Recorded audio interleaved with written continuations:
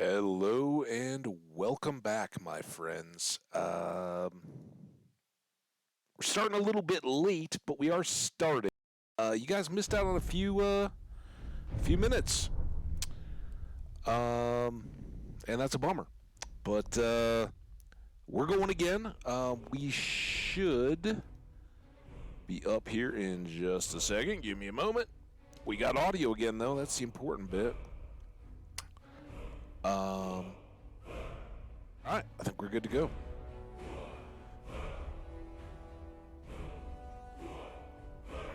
Let's wait for it to show up. There we go. So hello, and welcome, my friends. Delighted to have you. I'm Hambbage. Glad you're here.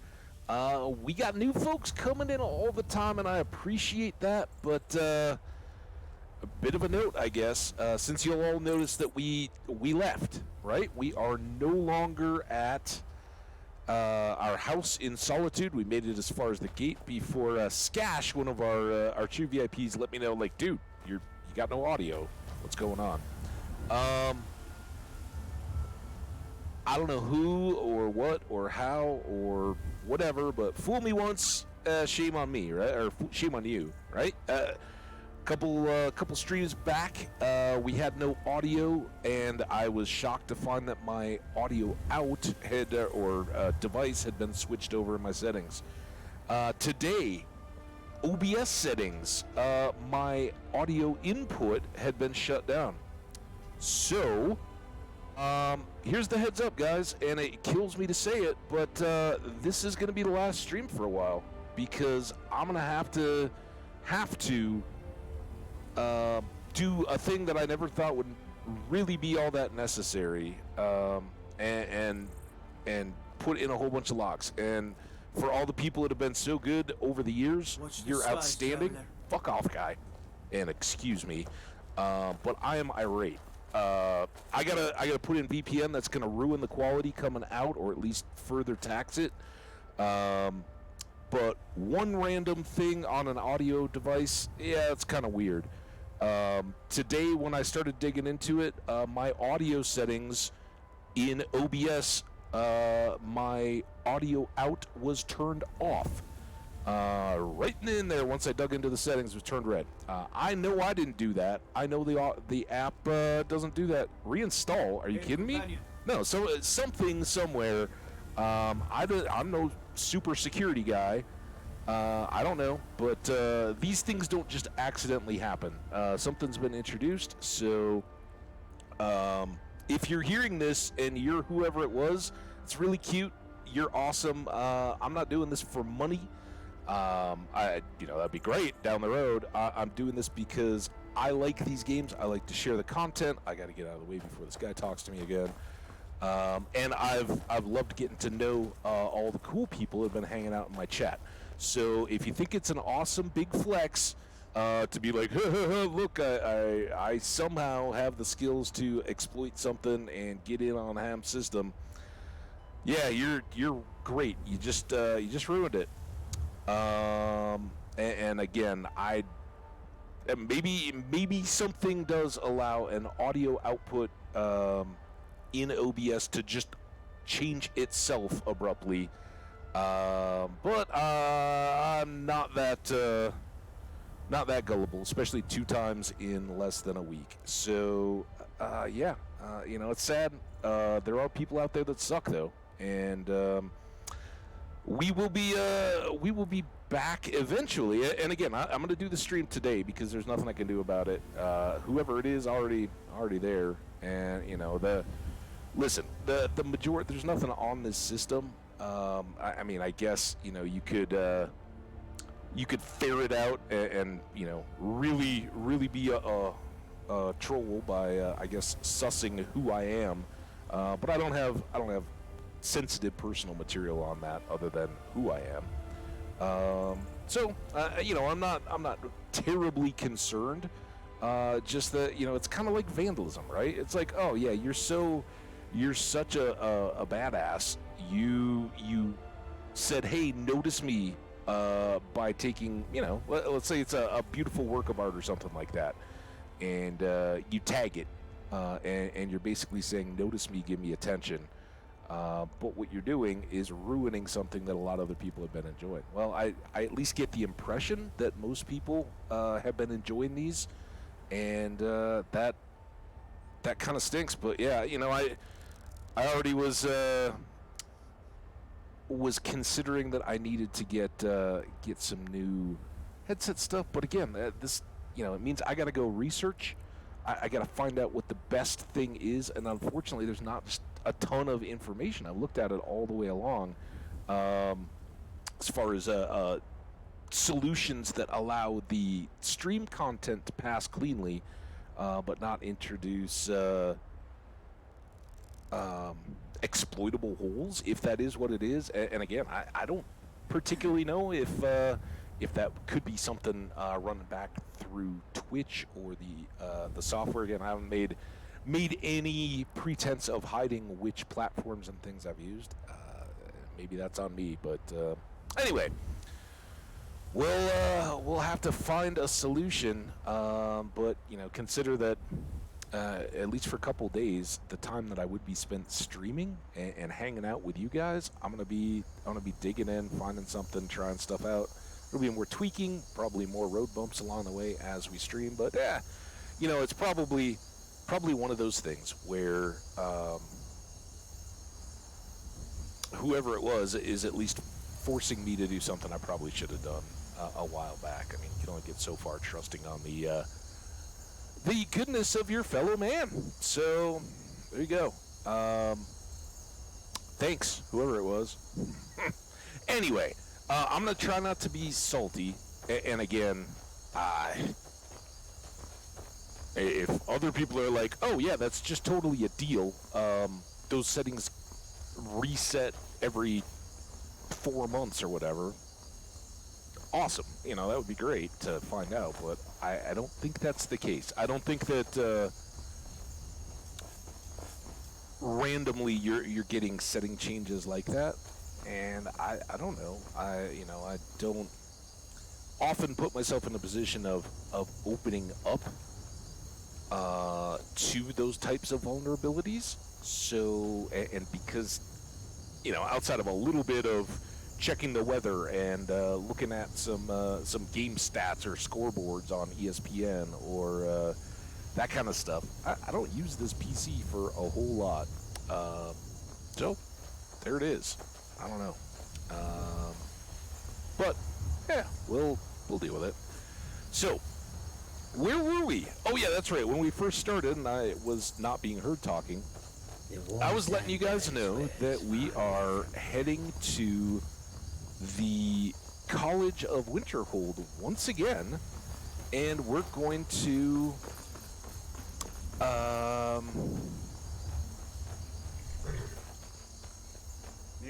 gonna work on figuring out what's underneath Sarthal, right? So where do you want to go? I think we had gotten about this far when I saw Skash's message that I had no audio and discovered the whole deal. And that it's another bit of it, right? It's it shouldn't be, but it is one of those things that can just slightly escape your attention, right? Especially when I'm worried about whether the game is being captured or not. I should have been looking at the mic desktop audio balance and seeing what was what, but I wasn't, clearly. So here we are in Winterhold. Our mission, which we had looked at as we last talked about it, we need to go find, it doesn't say his name, it's Arin, something Arin, I think it starts with an S, the Archmage, and tell him that Talfdir, our instructor, is down under Sarthal looking at a crazy sphere that we discovered when I was finishing up the Galder amulet, finishing up the collection of 3 of the Galder amulet pieces from the 3 murderous sons of Galder himself. So we are zipping right along, but now we need to focus up because we got distracted along the way as we were trying to clean things up. Now, who are you? Oh, Please don't bother the Archmage unless it's absolutely necessary. It's absolutely necessary. If there are any problems, let me know. It's my job to keep things running smoothly. Okay. Let's go find him. We know where his office is now. Enchanting services. Oh, he's the dude. We did set this up. Us in touch with the rest of Skyrim. All right, The local Nords may not like us very much. There's more enchanting to be done. You can acquire whatever it is and bring it back here, and I'll take care of it. Whatever it is.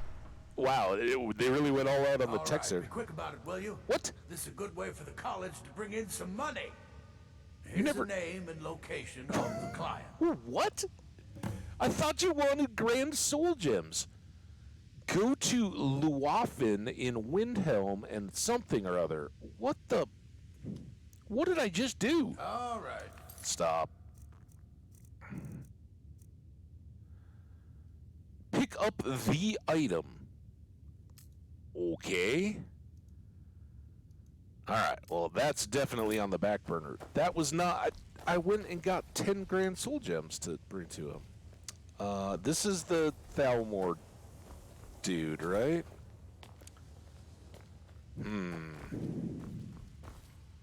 Okay.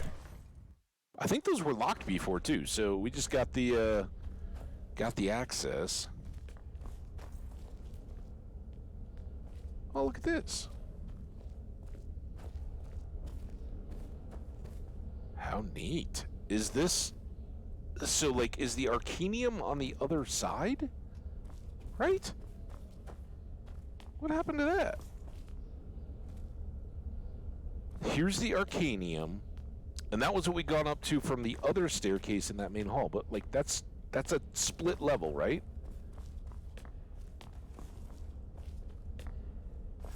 That is... Welcome to magic, my friends. Here we are in the Hall of Elements, right? Ground floor. If we go back out there, we're outside. If we go this way and go up 2 half flights of stairs and then turn right, we're in the Arcanium. And that goes out? What the? I'm so confused.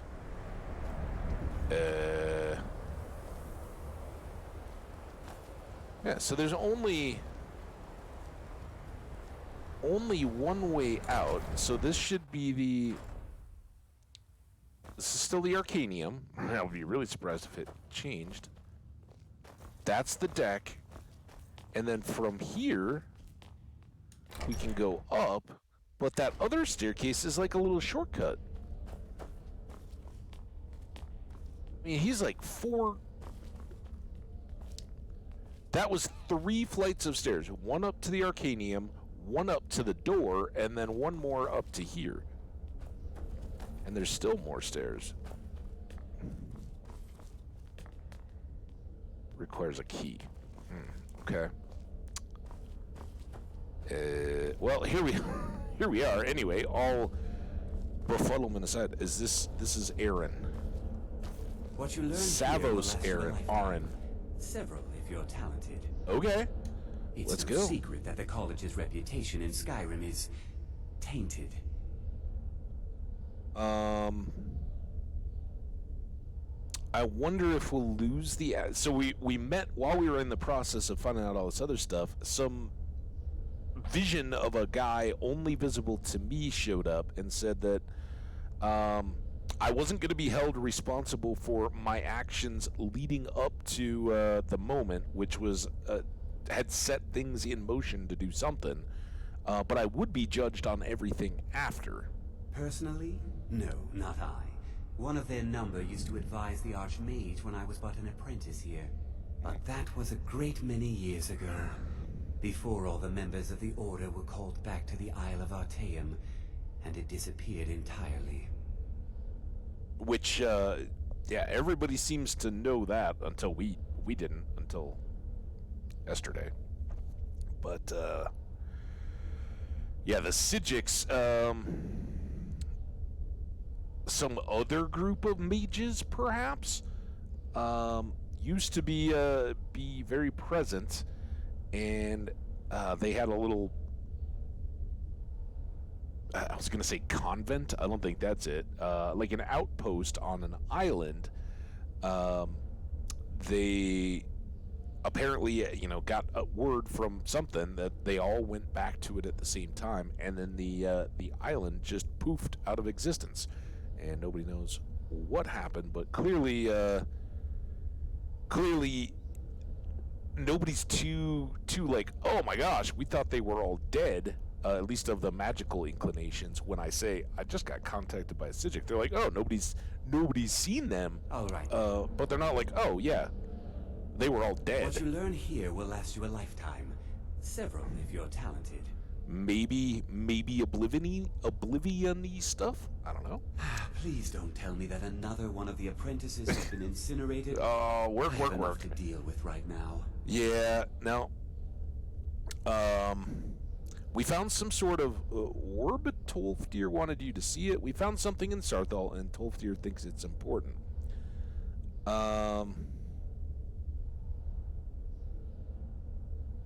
These are similar as far as the game goes, right? I'm gonna presume, and maybe this is a mistake, that he knew we were going to Sarthal, right? He's the head mage. So I think, despite the little pause here, I think this gives him more information, new information. It's some kind of an orb, right? I don't know. I see. I trust that Tolfdir will provide a more specific explanation. Thank you for bringing this to my attention. Tolfdir normally looks after your little group, yes? Since he's apparently occupied, and I will need to see this discovery for myself, I think perhaps you should begin researching the subject. What the? Speak with Urag in the Arcanium. That doesn't make any sense. Aware of sense. anything that matches your discovery. And good work. The next time you find yourself exploring Nordic ruins, perhaps this will be helpful. A staff of mage light. Ooh. Okay. So the things that struck me, one, it wasn't even like he even acknowledged what I'd said, because he's like, oh, since Tolfdir's too important. I'm like, no, Tolfdir wants you to come and see this thing.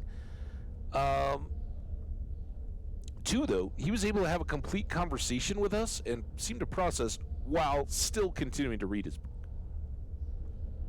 Kudos. All right, Urag. I guess it's a good thing we spent all that time looking at the Arcanium. See? It's crazy. Half flight of stairs. Look at all these people. What? Is it like staff meeting time? Party in the teacher's lounge? It's so crazy. And then we go down again. Wild and wacky stuff. We're not going to accidentally steal books this time. Hundreds of years have gone into assembling this collection. It's going to stay pristine, understand?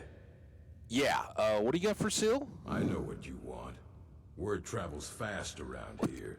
Discovered some big mystery, huh? Well, you don't even need to ask. No, I don't have anything for you. Not anymore, anyway. Oh. You don't have any? I thought this was quite a collection. You don't have anything? I said not anymore. Oh. Orthorn stole a number of books when he ran off to Felglow Keep to join those summoners. Some kind of peace offering. Who's Orthorn? I think one of those volumes may have had some relevant information. If you want them, you'll have to talk to Orthorn. Back to my question. Who is Orthorn? He was an apprentice here at the college. Hey, Not Mel, very how you doing? skilled, but got involved with I'm a group okay. of mages who took a liking to him. When they left, he took off after them, stole supplies and books from the college, I suppose as a way to ingratiate himself. Milk drinker, huh? Why are these mages in Felglow Keep?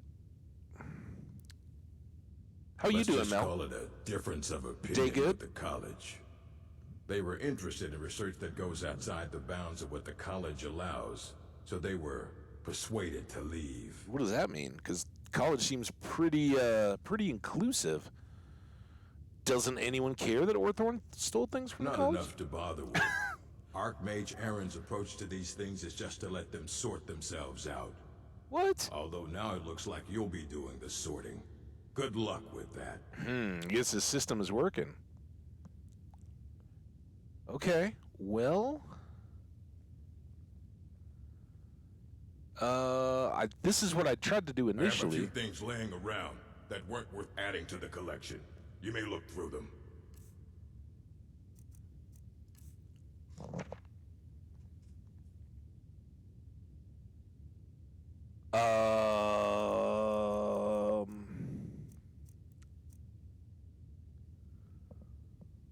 Final lesson? Don't think I've seen that. 5 Stongs of King Wolfhearth? Never. Yeah. 2 copies of Wolf Queen 4? Oh my gosh, is that the... Are we gonna buy yet another Wolf Queen? I know we need 6, and I know we need 1 other even numbered, but was it 2s or 4s? And the fact that they're both right there, I guess we'll just get a copy, just in case. Oh,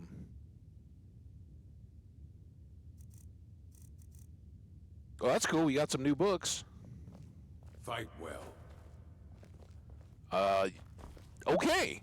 I did not expect. I kind of had forgotten that we had a whole library part. So we got like 3 You there. quests. I Oh have my god. questions for you. You were in Sarthor, yes? It has come to my attention that something was found there. Was it? Maybe. I know full well that you have. Please do not insult my intelligence. Tolfdir is still there now, isn't he? I shall expect a full report when he returns.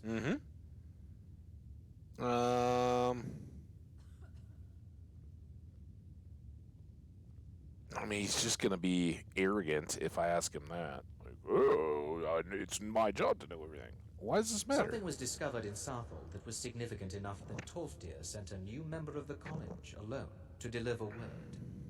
That sounds precisely like the sort of thing that should matter to everyone, especially me. Thank you for your help. You may go now. Nope, I refuse. Oh man. Okay. I have many important things on my mind.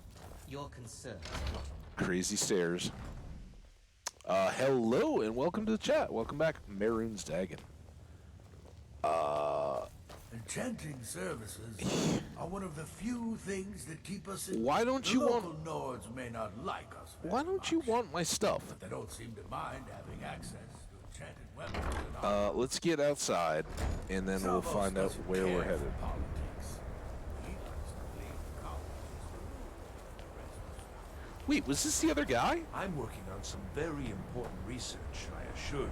He was the one down The in the... exact nature of my research is a secret, I'm afraid, but it really is quite valuable. You mean the official sort of business? Well, Figures. no. I've got like 6 No, quests going. not Oh, really. okay. All right then. Wow. It's the game's response to quest farming, I guess. Yeah, no, not really.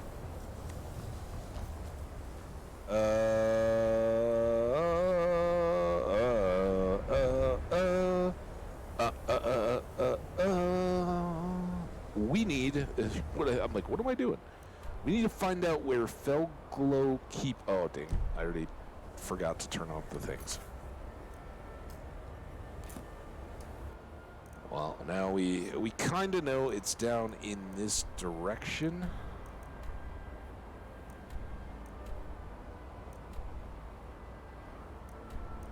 Oh, was that it?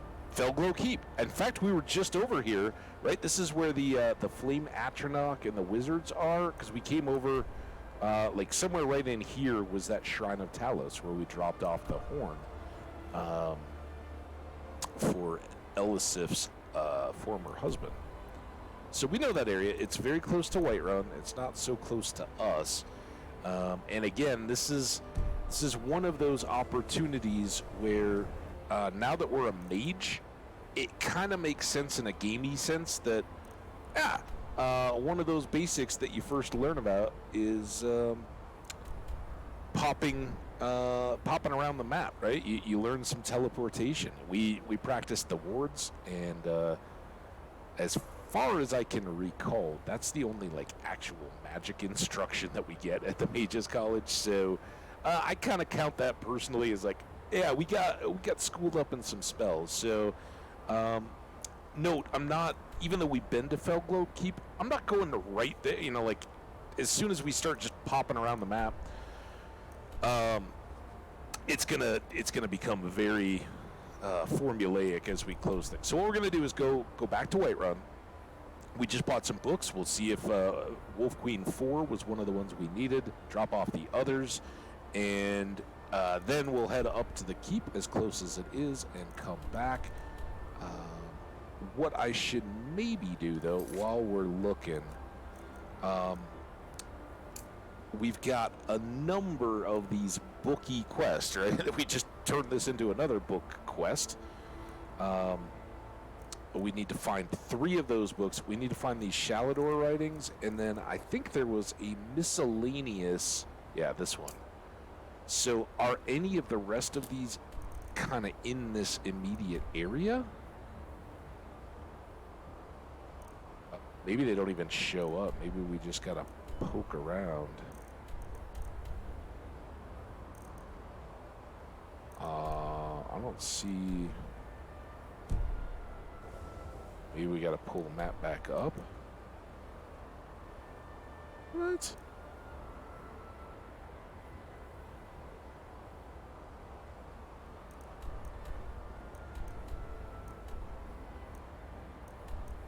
Didn't I just... Oh, I didn't turn that on.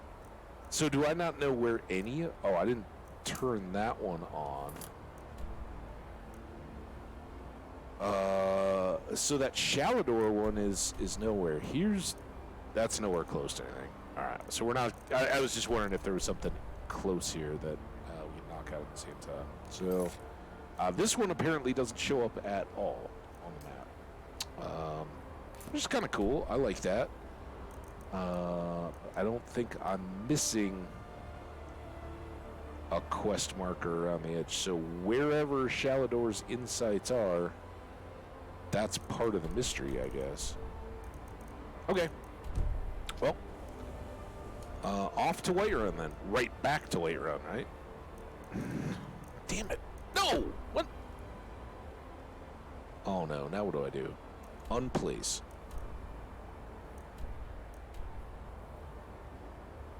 Remove it. We'll get there. Don't you worry. Alright, Whiterun. We're going to go home, books. So, how's everybody doing? Cold won't be good for my crops. Never is. Uh-oh. Look at this. It looks a little snowy. Maybe that's the rainwater The flow? Empire surrendered. Maybe that gets better. You're looking at a real warrior. At least I used to be. Bye, Vignar. Alright. Do we have a new Wolf Queen? Go all the way down first. The other one's Final Lesson and... what was that other one? Look at the second. Hey, look at that. I remembered. I was worried 2 or 4. So we now have 1 through 5. We're missing 6 still. And then we'll have a big old reading fest. So that one gets stored.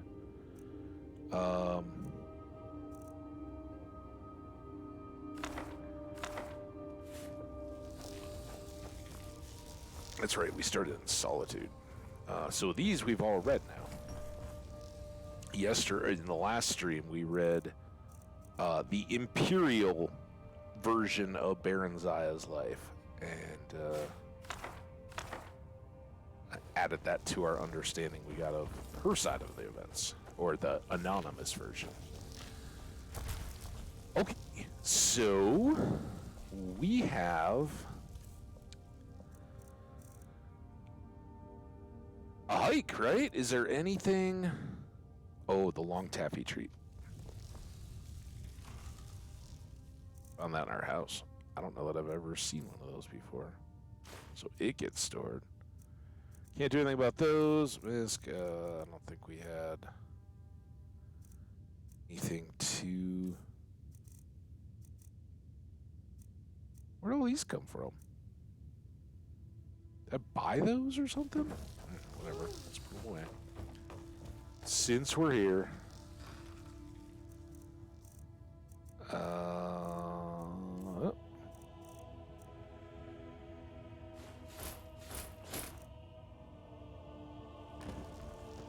And now, off to the keep.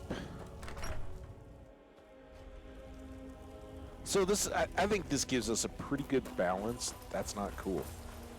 What the f...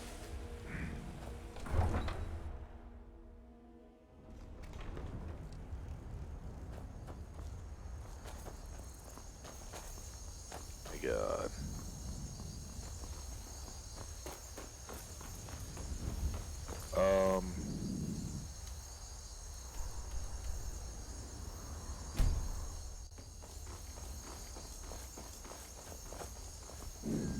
I guess we can have graphics or we can have Gertie running.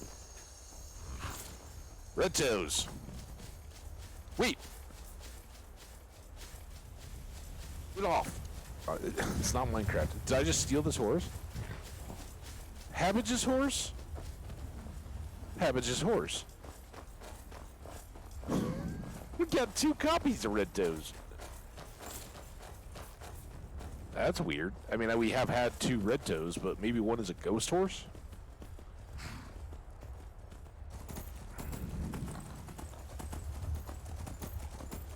Quick little ride here through town.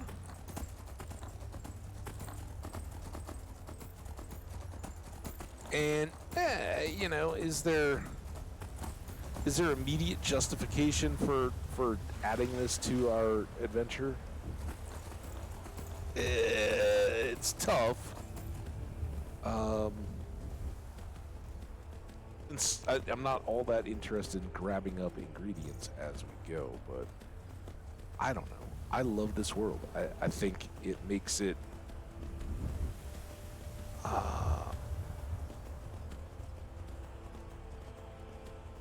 more palatable to bounce around the map in the interest of saving time. To go to cities, right? There's oh no, it's an elk. I thought that was a saber cat, which we read about in the Cats of Skyrim not too long ago. And I'm kind of guessing that all of this is still cleared, right? Because it was, you know, within a week of game time that we were just up here to drop off the horns. So we came through and cleared out what animals had spawned. Don't anticipate too much extra strife as we go.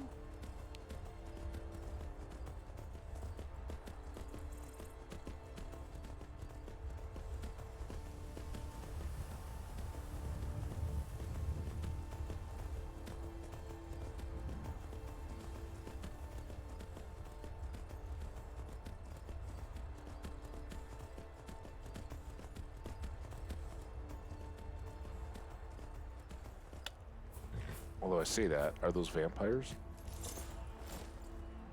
Here they come.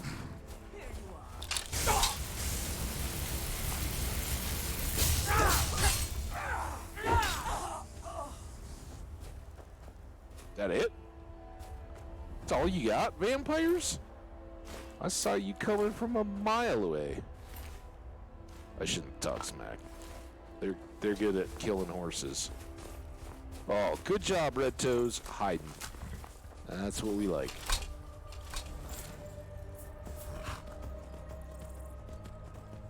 All right, here's the keep.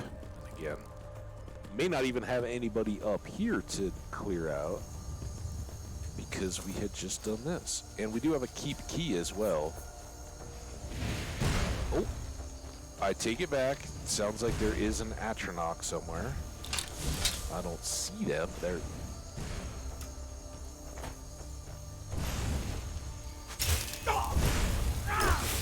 Okay, run away. Run away. Fireball. Get the salts, and let's go ahead and run the dungeon.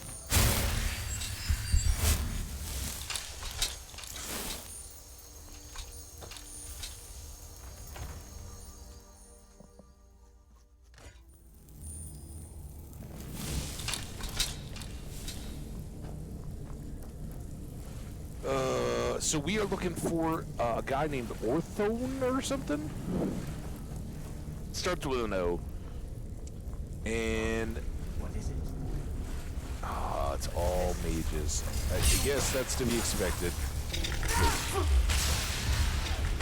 Oh god. I was gonna hit Gertie. They're gonna have to do better than apprentice mages. I gotta wait for that ice to thaw. Mixed unit we already got. Again, I suspect some of these books are random. 7, not 6. But I think we should... Oh crap. This is where I just came from? Nope.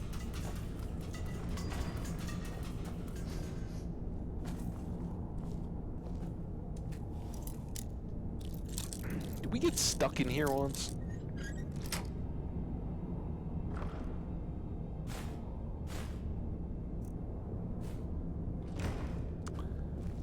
There's like this weird door, and then this ends, and then there was this trap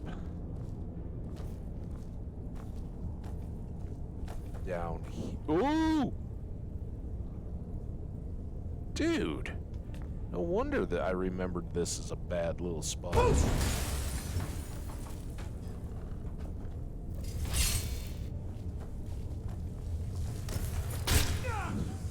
He was really counting on those traps.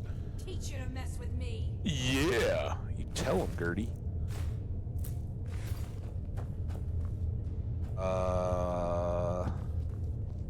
The firmament, I'm pretty sure we have that. It was an emerald? It's more interesting than the gold. Take the salt. Yeah, almost guarantee that we have that.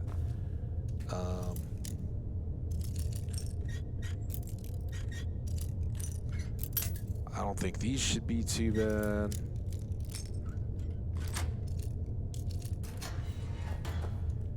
Out of the way, meat. Wait, you're a vampire? Out of the way, meat.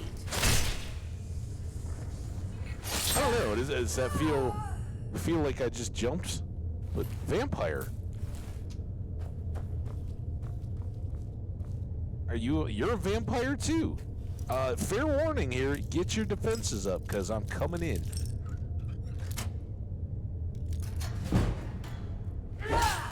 No. Not very good. They must be hungry. Sorry to Omni.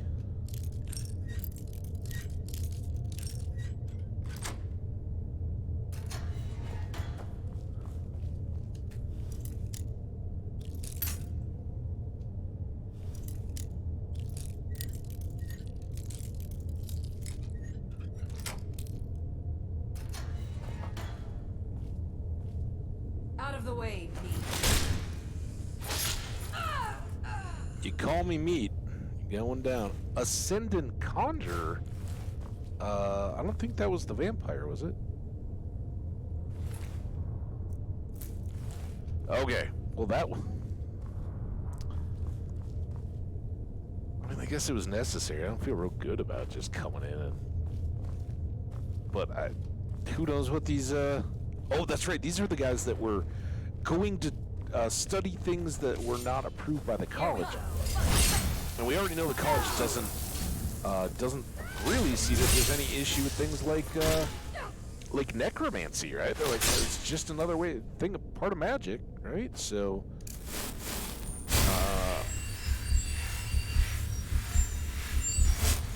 or another part of conjuration. So they don't really care. And again, we had to clear this out for something before.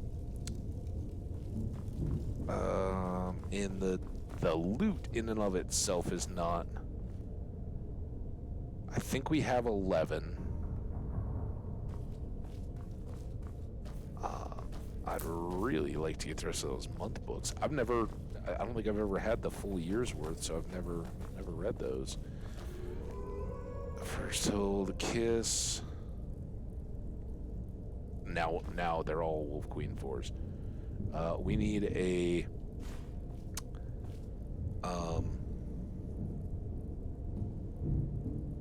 we read this?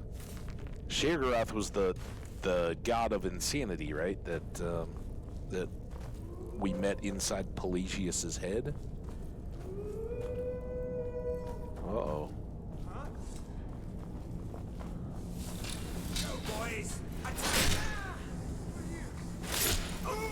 Fire Wizard would have had a much better chance to just.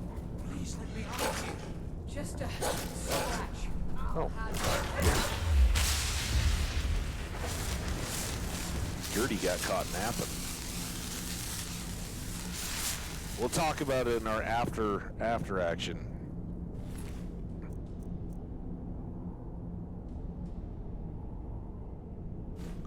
Why not? Okay, none of these are pickable.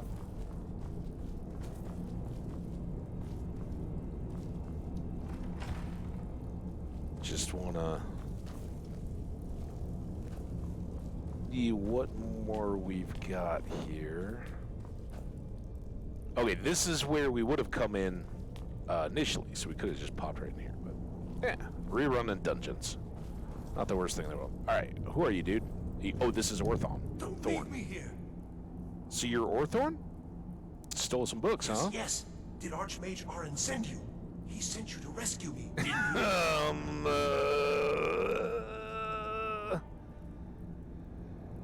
Still.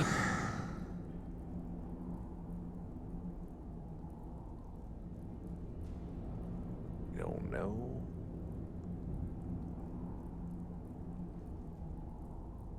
I mean, we kinda don't care about him. The college clearly didn't care about him.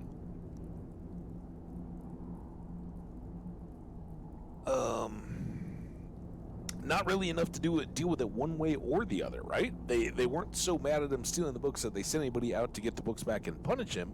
They also certainly didn't seem to care that he was gone, and there was no indication of a rescue party. Orag didn't weigh in one way or another, just that he thought the books would help. Oh my gosh. Never give me enough time to contemplate. Here. Let me talk to you Please, again. help me. Yeah. Please help me. Oh, we never even get to say anything.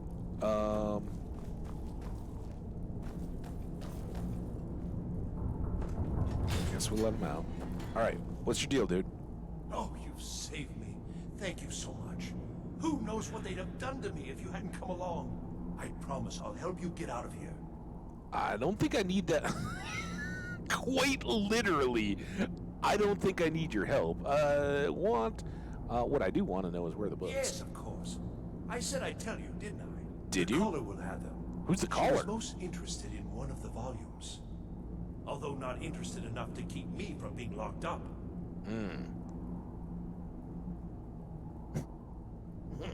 Don't you need my help?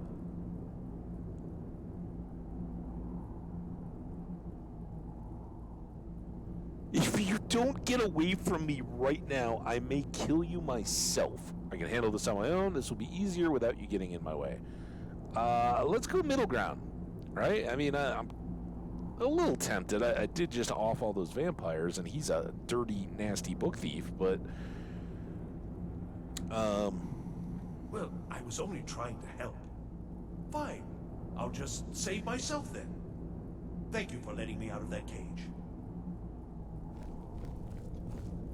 Will be very interesting to see if he turns back up at the college, right? I don't know. It is nice to not have to worry about a tag along. And begin. What was that? Oh. Whoa. Oh. Whoa.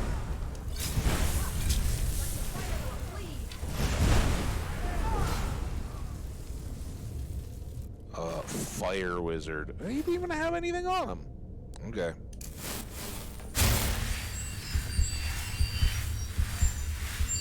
Man, he really took it out of me. Look at how slow that's going up. Okay. Yeah, see these apprentices at least. Well, at least that one did. Dragonstone. Any books? Oh, we got possible books. Real Baron Zaya, Song of Pelinel, Gods and Worship, Dunmer of Skyrim, Arctuarian Heresy, Real Baron Zaya 4, Legend of Red Eagle. I think we had that. Just in case. Oh, more books. Monomyth again. Black Arrow 1, Dance in Fire 1. I think we got that.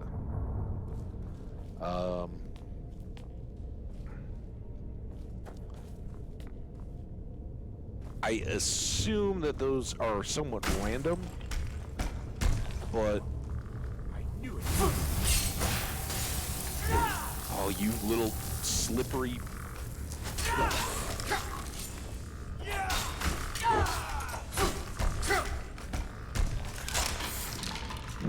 Yeah.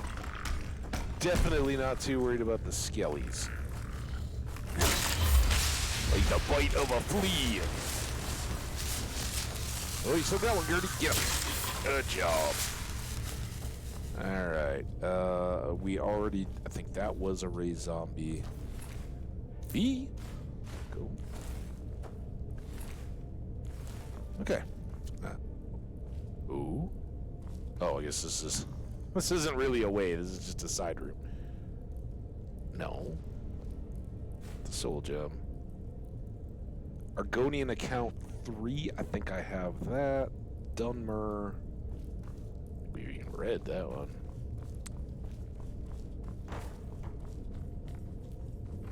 The Keep. Here we go.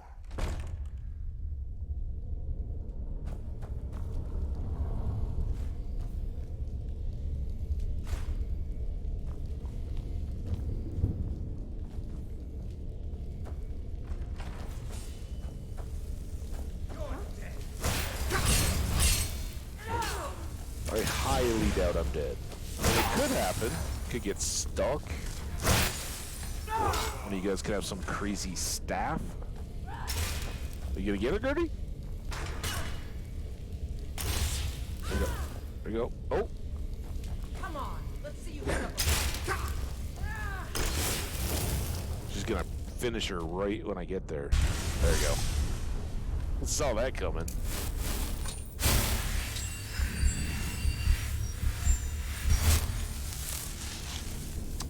Some soul gems. I don't know what they were trying to do here, but pick up the pieces. Did we look at this book? Oh, there was no. Maybe the book got blown off. Dwarven oil. I don't care about recipes. Take the gems. There's the book. The Doors of Oblivion? Oh, okay. I think this one might be a standalone. So guess what, guys? We got book time. Let's go. The Doors of Oblivion by Saif-E Hijja. When thou enterest into oblivion, oblivion entereth into thee. Nigh Tyrol Yar.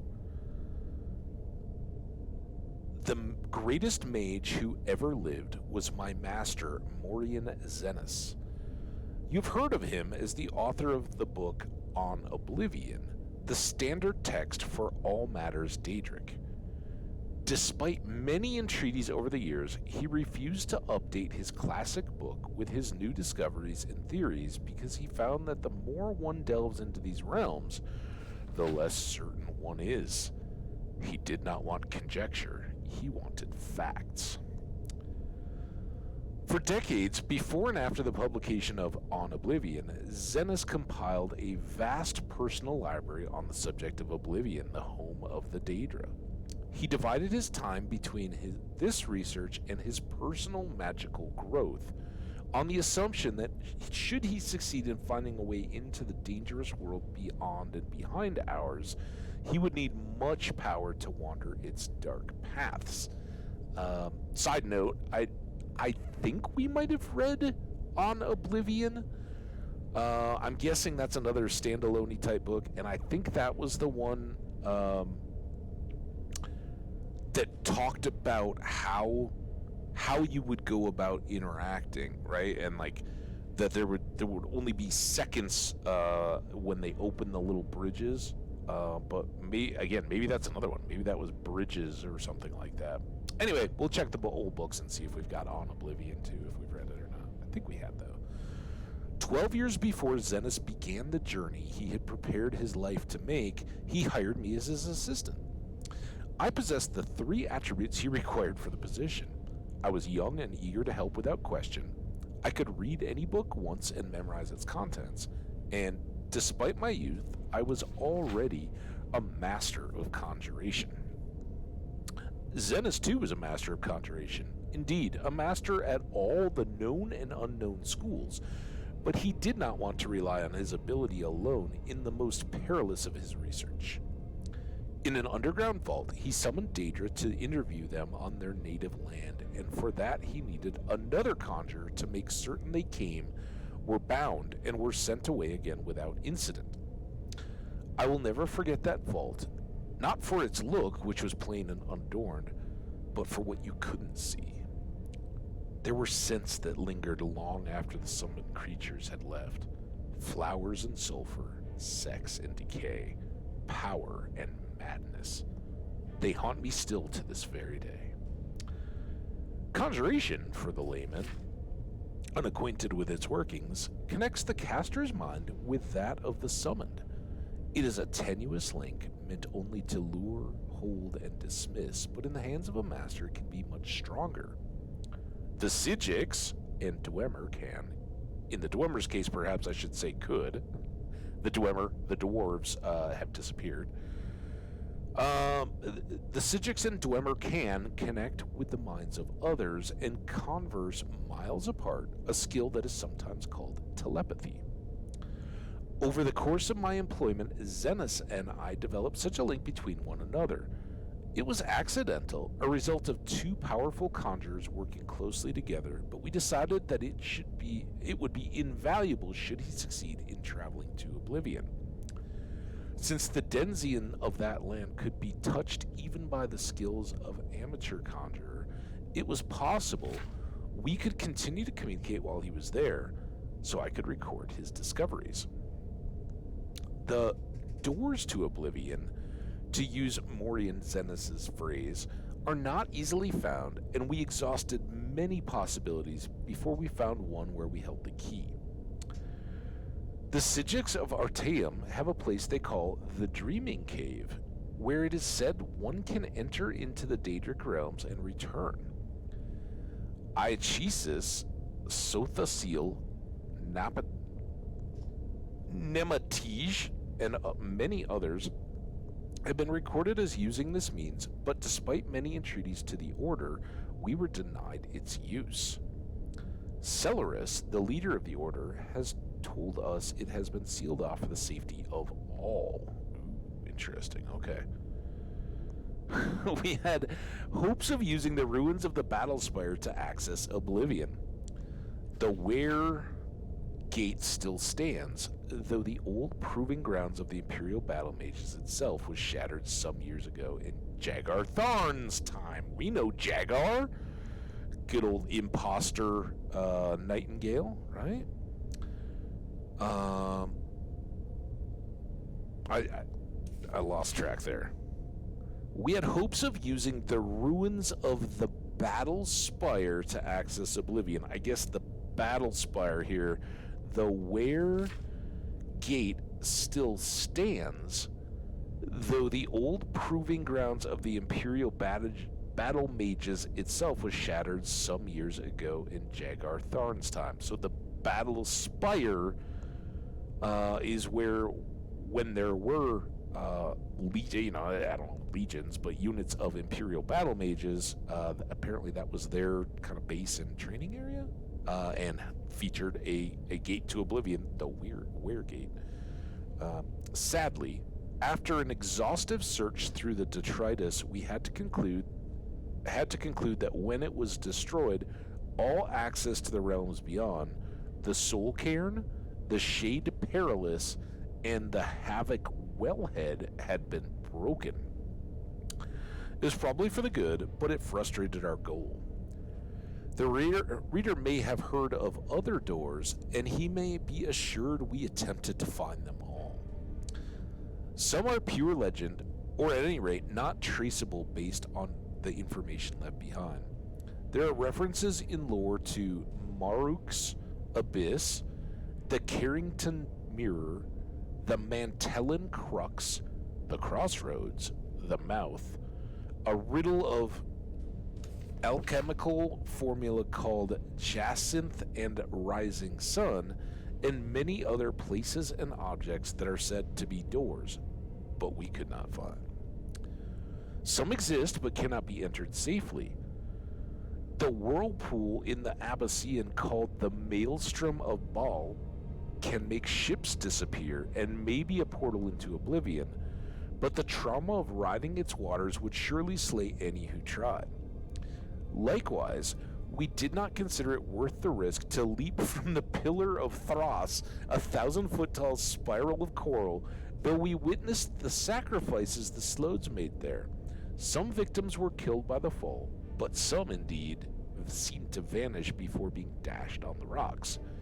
Since the Slode did not seem certain why some were taken and some died, we did not favor the odds of the plunge. The simplest and most maddeningly complex way to go to Oblivion was simply to cease to be here and begin to be there. Throughout history, there are examples of mages who seem to travel to the realms beyond ours seemingly at will. Many of these voyagers are long dead, if they ever existed, but we were able to find one still living. In a tower off Zaffirbel Bay on the island of Vardenfell in the province of Morrowind, there exists a very old, very reclusive wizard named Divaith Fear. He was not easy to reach, and he was reluctant to share with Mori and Xenos the secret door to Oblivion. Fortunately, my master's knowledge of lore impressed Fear, and he taught him the way. I would be breaking my promise to Xenos and Fear to explain the proceedings here, the procedure here, and I would not divulge it, even if I could. If there is a dangerous knowledge to be had, that is it. But I do not reveal too much to say that Fear's scheme relied on exploiting a series of portals to various realms created by a Telvanni wizard long missing and presumed dead. Against the disadvantage of this limited number of access points, we weighed the relative reliability and security of passage and considered ourselves fortunate in our informant. Morian Xenos then left this world to begin his exploration. I should clearly actually read. I stayed at the library to transcribe his information and help him with any research he needed. Dust, he whispered to me on the first day of his voyage. Despite the inherent dreariness of the word, I could hear his excitement in his voice, echoing in my mind. I can see from one end of the world to the other in a million shades of gray. There is no sky or ground or air, only particles floating, falling, whirling about me. I must levitate and breathe by magical means. Zenith explored nebulous land for some time, encountering vaporous creatures and palaces of smoke. Though he never met the prince, we concluded that he was in Ash Pit, said to be the home of Malakath, the orc god, where anguish, betrayal, and broken promises like ash filled the bitter air. Sky is on fire, I heard him say as he moved on to the next realm. The ground is sludge, but traversable.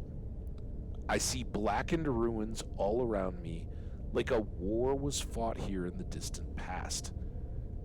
The air is freezing.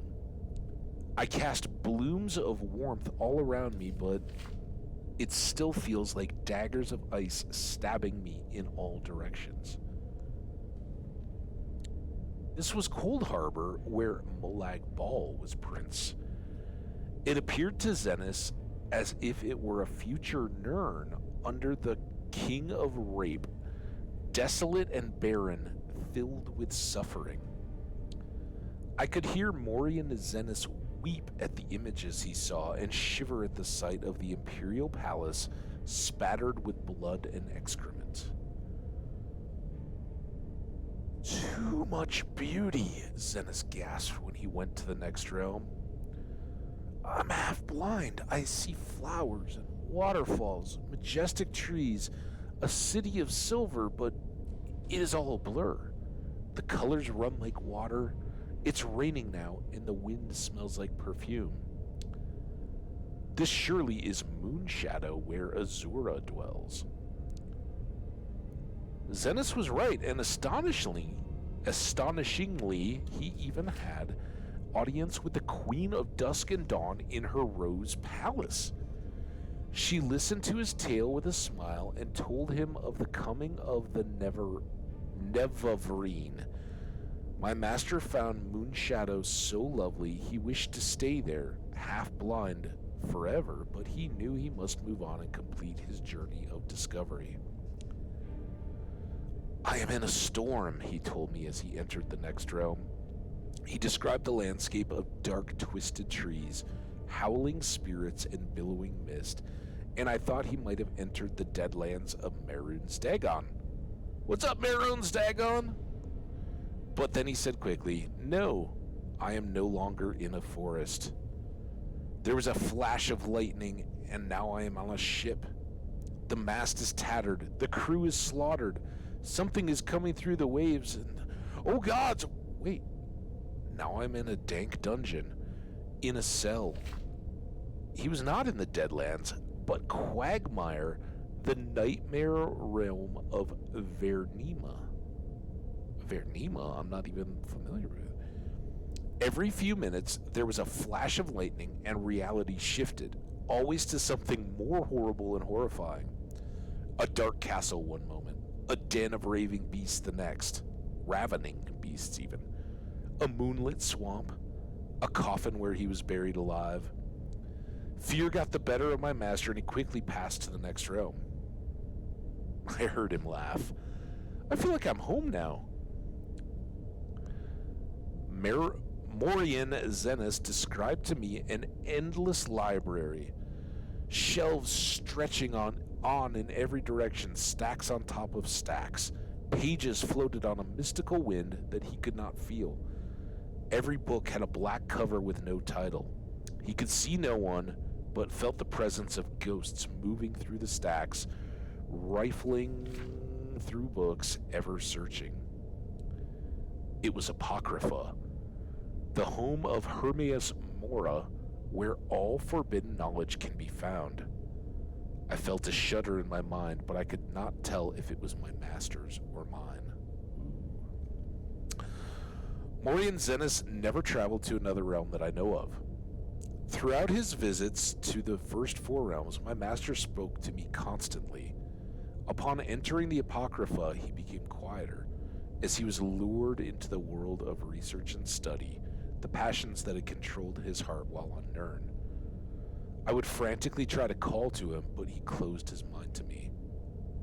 Then he would whisper, "This cannot be. No one would ever guess the truth. I must learn more. I see the world, a last illusion shimmer. It is crumbling all around us." I would cry back to him, begging him to tell me what was happening, what he was seeing, what he was learning.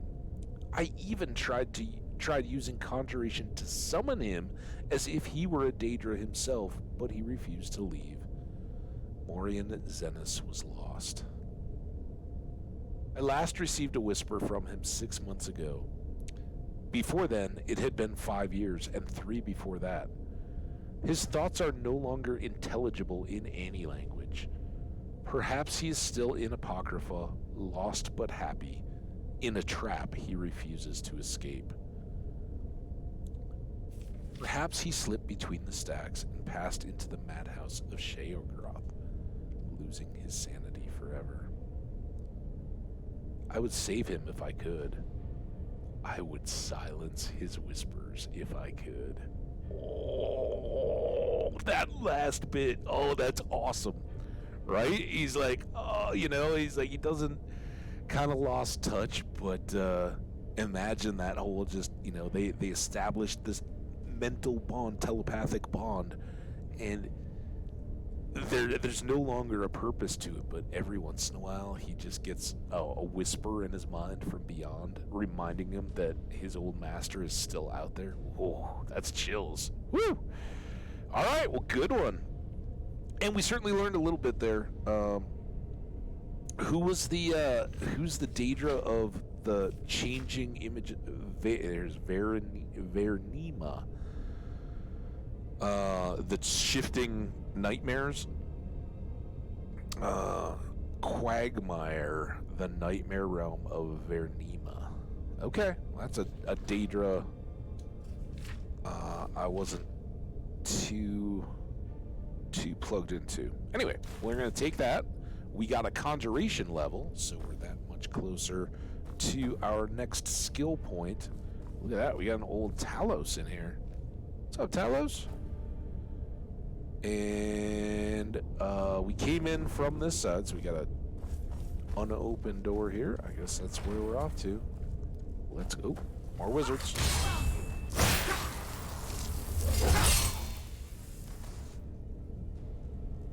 What's going on back there?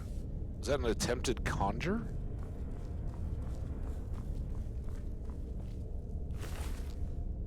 Wow. I don't know quite what happened over there. But I mean, that was a necromancer. They shot some ice at me or something. But then apparently we're trying to summon one of the other mages that we killed, and the loot seemed to get a lot better because of it. That's cool. I'll take some meat. Who doesn't like a little wheat?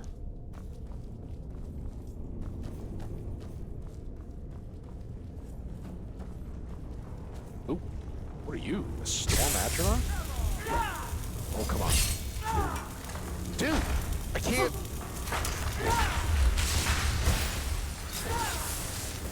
Here you go. I lost him. Oh, you got him. Good job. Hagraven Claw, that's nice. Anything in this Atronach? Void salts, nice. Not even finely cut ones. Was there anything down here as we rushed up to battle? Books. We did have 5, so I think we're good there. Wait. Okay, we came in here. We've got lots of options on which way to go. Chance's Folly, Talara 1, Song, Chance, Monomyth, Real, History, Real 5. 2 Real 5s side by side? Or am I missing one?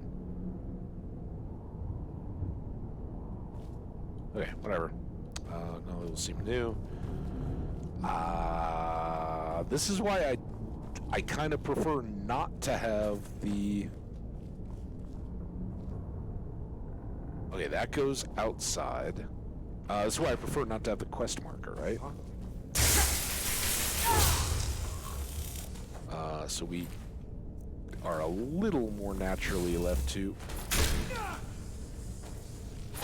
explore.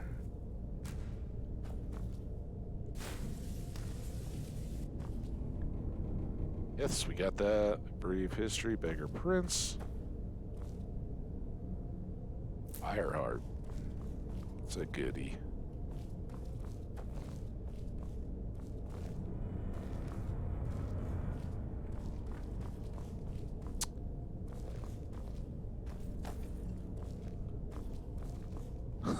Wow. We may have already been here. Yeah, I'm enough of a child to laugh at that, regardless if we've seen it before or not.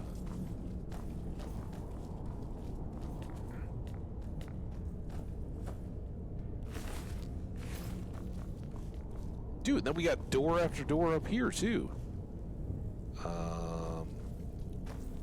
Enchanting room? We got one of those back home now. The blacksmith's apron, those are all ruined. Troll slaying. Lost Legends, that was got it. I don't know if we have, do we have troll slaying? By Finn? Quicksilver. Seems kinda good. More than just iron or steel. Ooh. Oh! Lavender. How many of those things I mean, I know they're... Fortunately, we are super OP in our carrying capacity. But we now have, like, 6? Is it 6? 6 of them.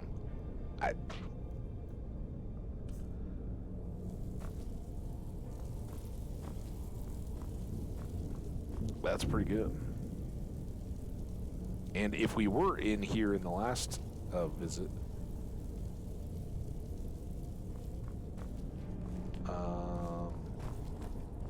I missed that, so that's good. All right, this was the one with the bathroom where I was laughing at the book in the Book of Riddles. You guys all bathroom book people? Let me know. I am. No shame. There's, look. I wouldn't, why can I not open the store? Oh, it's, just keep hitting it. Why isn't the game working? So, then, where, this is when I booted that dude and I now come to regret it. That was the bathroom. Was there snow? Nothing else there.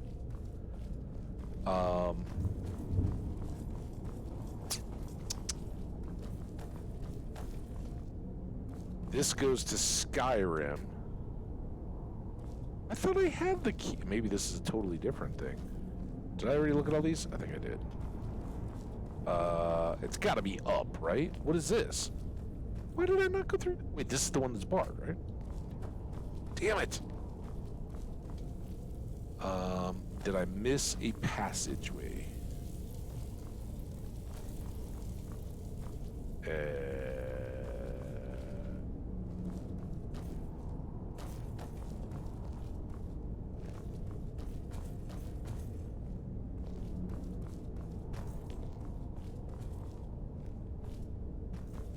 I guess I just didn't go down this way? Alright. Bookcases. What was that? No. Oh, I can't see. Can't. Get. There.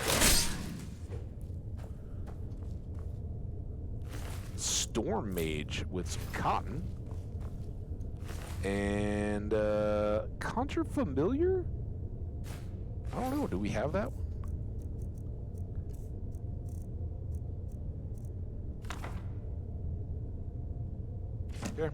I'm not carrying it around if we already know it. Ruined books. Ethereum Wars? I think we've already seen that or read it. Seems familiar. I thought that was something cool. It's just a light creep cluster. Well, I thought that was, looking out of the corner of my eye, I was like, that's a nice looking book. No, it's a loot. Not even close to the same shape as a book. Alright, what do we got on the inner ones? Boethia's Proving, that was the one that gave us the Boethia quest, right? About the dude that, all the worshippers that were there, and the god keeps on being like, tell me why I should care about you. And, the second to the last guy kills the last guy, the only other one that's still alive after she's destroyed all the other worshippers, and that was the magic trick. All right, have we gone all the way around the circle? Yep. And anything left in the middle? Searching that.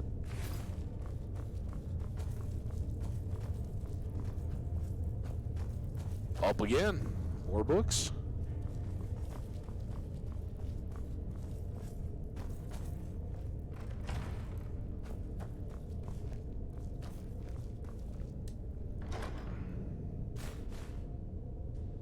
Ultimate. We'll always take ultimate. Do we know Fire Rune yet?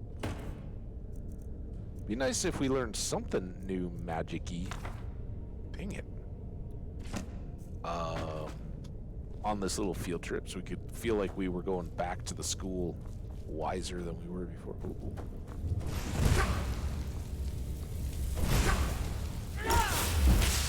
Run! Run!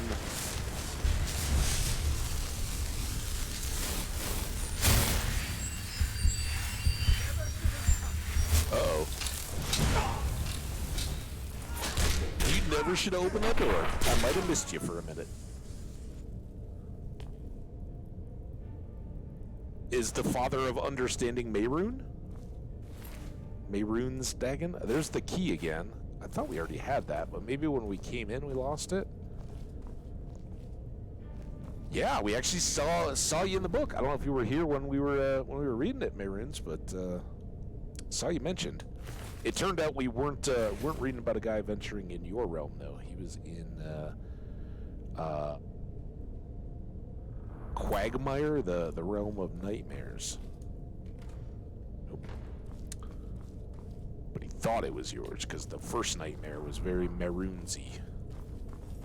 Fire salts. And now what do we got? Man, this place is tall. Air's getting thin up here.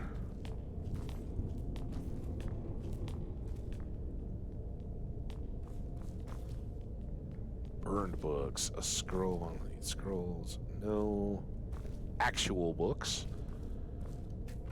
Oh, the rich, this could be it. You're the one who barged into my home and laid waste to my projects. Yeah. How nice to meet you. We already heard the caller. I'm here for the books. So you're just one of Oren's lackeys. That's disappointing. You show real promise. You come here, kill my assistants, disrupt my work. You've annoyed me, so I don't think I'll be giving you anything. Oh, good.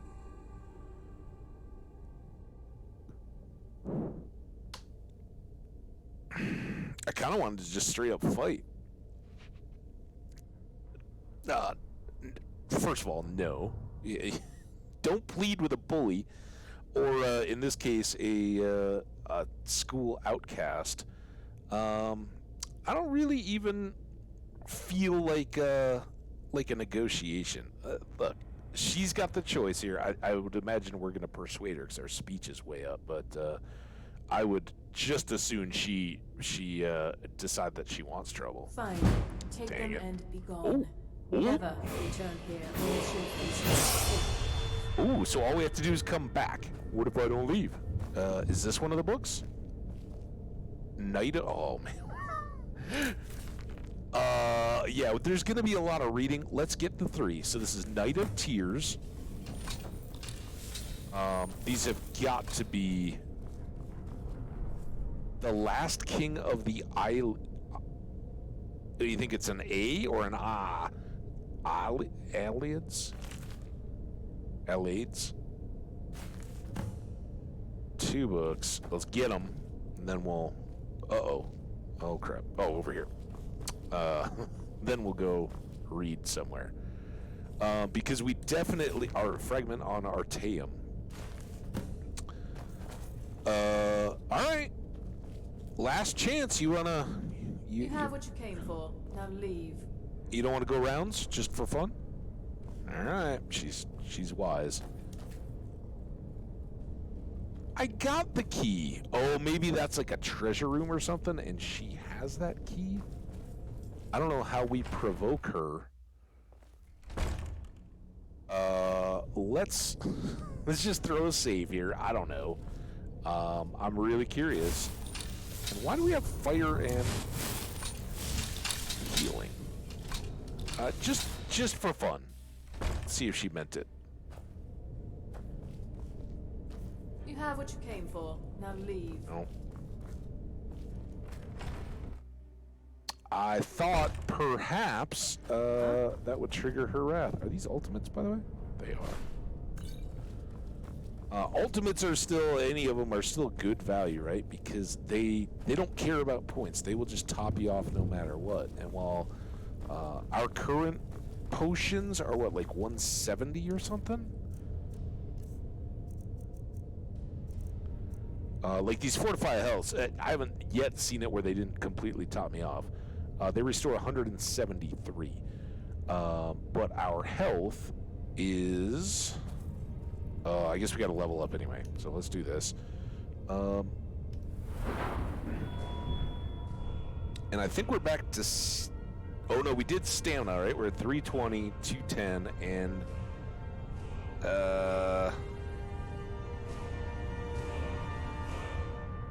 Man, I wish I knew.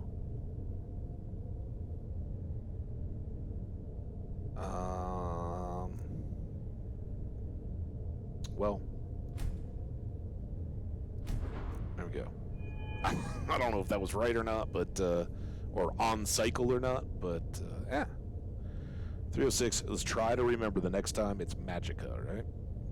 So, boosted as it is, we have 306 health. So 174 is about halfway. Those ultimas, or ultimate magic potions, or stamina, or anything else, they'll top us off completely. So, you know, whatever it is that we're doing or running around with, we can, especially once we get Magicka up a little bit more, we can just top that right back off. It's awesome.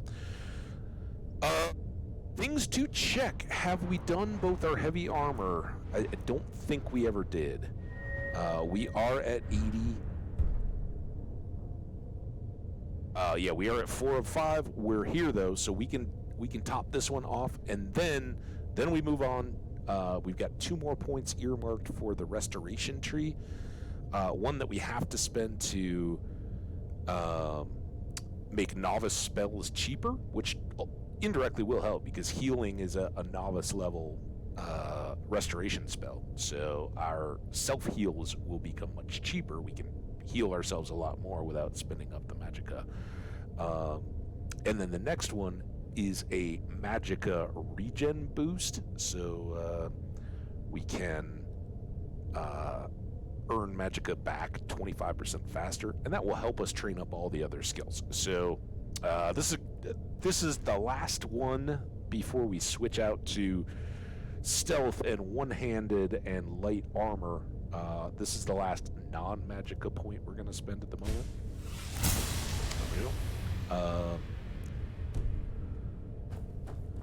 Of the trees we've been working up to this point, only enchanting at level 100, giving us 2 effects per enchant, remains. I think, you know, as far as like speech, Oh, and ultimately smithing, we'll want to have dragon smithing, so that's two more points to spend as well.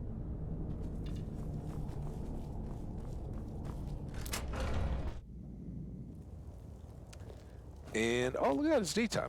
All right, so here's Red Toes, right in the middle of everything. What's up, Red Toes?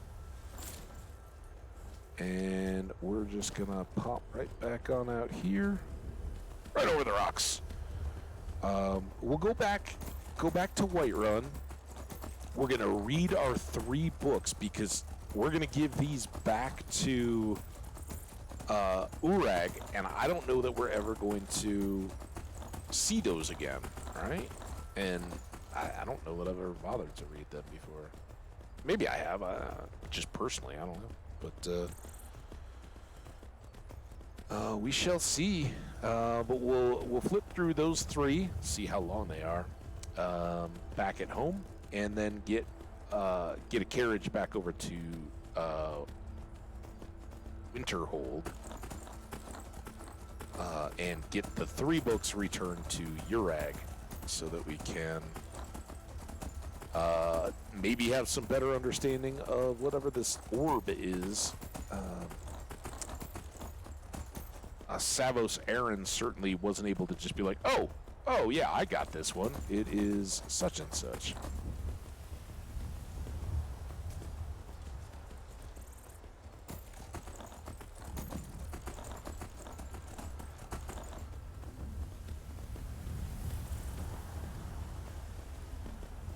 Thanks, Red Toes. You make this so much quicker. I mean, I know we could fast travel, but then we wouldn't get to spend time with Red Toes.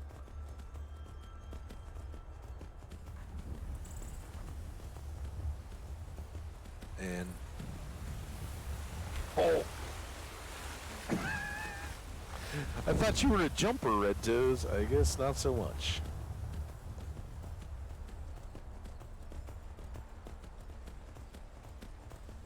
Clippity cloppity, clippity cloppity, clippity cloppity, clippity cloppity, clippity cloppity. Last little sprint up to the gates. What do you say? Good girl. Such a beautiful day here in Skyrim. See out through my blinds, the sun is peeking out here too. Melt up what snow we got last night.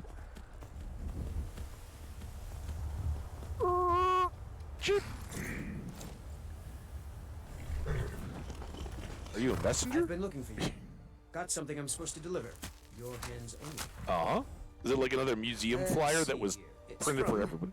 Falk Firebeard at the Blue Palace. Ooh, you've got friends in high places. Well, yes I do. Looks like Falk. that's it. Got to go. Okay. Falk, what do you got? Thought we were all palace or housed up. Maybe it's a thank you. Like thanks for Lynn. All right, let's read the mail here, then we'll go inside and read the thing. Note.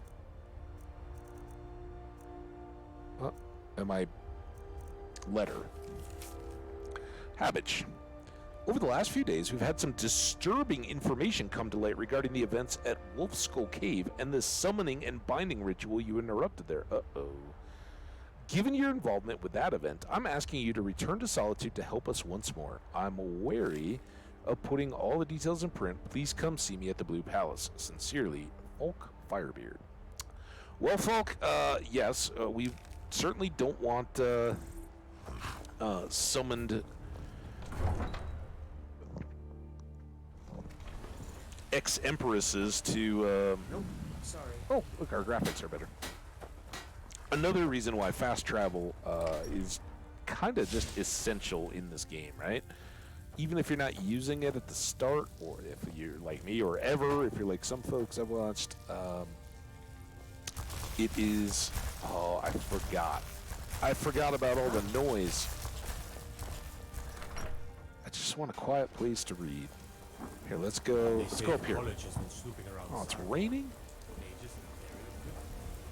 Here, let's go to Gertie's house. We can go to Gertie's. There's no Elytra hanging out there. Oh, this is perfect. Gertie, Your house is a little library. You don't mind if I sit right here by the fire, do you? Good. Here we go, guys. I don't know how big or long or set up these books are. We are at about an hour and a half in this stream, so there we go. There were... We just read this one. This is certainly one of them. The Fragment on Artaeum, and then Night of Tears, I guess. So that one, and that one are the ones that we have to read right now. Let's start with the Fragment. That should be short, right? On Artaeum by Tars Il Anselmo. All right, let's go. The Isle of Artaeum is the third largest island in the Somerset Archipelago. Located south of Moradunnan village of Potanza and west of the mainland village of Runsebe. It is best known for being home to the Sijic Order, perhaps the oldest monastic group in Tamriel. Wow, earlier I was like, I said that I was trying to come up with a name, and I was thinking like convent. I guess that's not too far off from a monastery. I didn't know that they were technically monastic, but that's cool.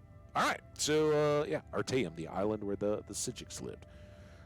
The earliest written record of Sijics is from the 20th year of the First Era and tells the tale of the renowned Breton sage and author Vornet traveling to the Isle Artaeum to meet with Eoxus, whose name I think we know, the right master of the Sijics. Even then, the Sijics were counselors of kings and proponents of the Elder Way, taught to them by the original race that inhabited Tamriel. The Elder Way is a philosophy of meditation and study said to bind forces of nature to the individual will. It differs from magicka in origin, but the effects are much the same. I don't know why I feel the need to emphasize the Elder Way, except that these are the Elder Scrolls, and seems weighty, especially the way it's capitalized like that. That said, it is perhaps more than coincidence that the Isle of Artaeum literally vanished from the shores of Somerset at the beginning of the Second Era, at about the time of the founding of the Mages Guild in Tamriel. This all seems weird, right? We're in the we're at like year 200 of the Fourth Era, all right? So we're all clear on what's going on here. It's like 201 Fourth Era, right? Maybe turning over to 202 here pretty quick. But 201 Fourth Era.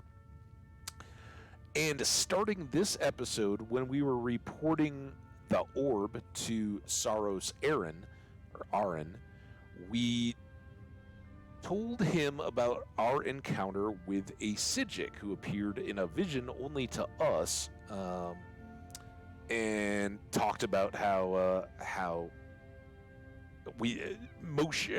powers had been set in motion beyond our control. We hadn't been judged yet, but would be going forward.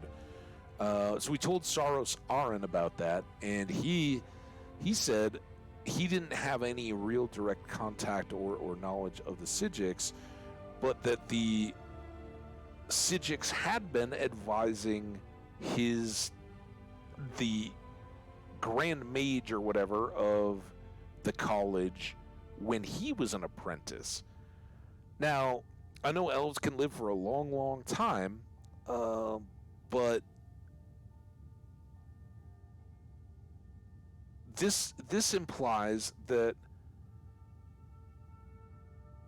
Sijics were only on Nirn, or in the existing plane, something that you could go visit, from 20 years into the First Era to the beginning of the Second Era. So that's 2 more eras, long ones, where they had been disappeared. I mean, maybe maybe Saros Aran is just that old, but I got the impression that they had disappeared a bit more recently than that. I don't know.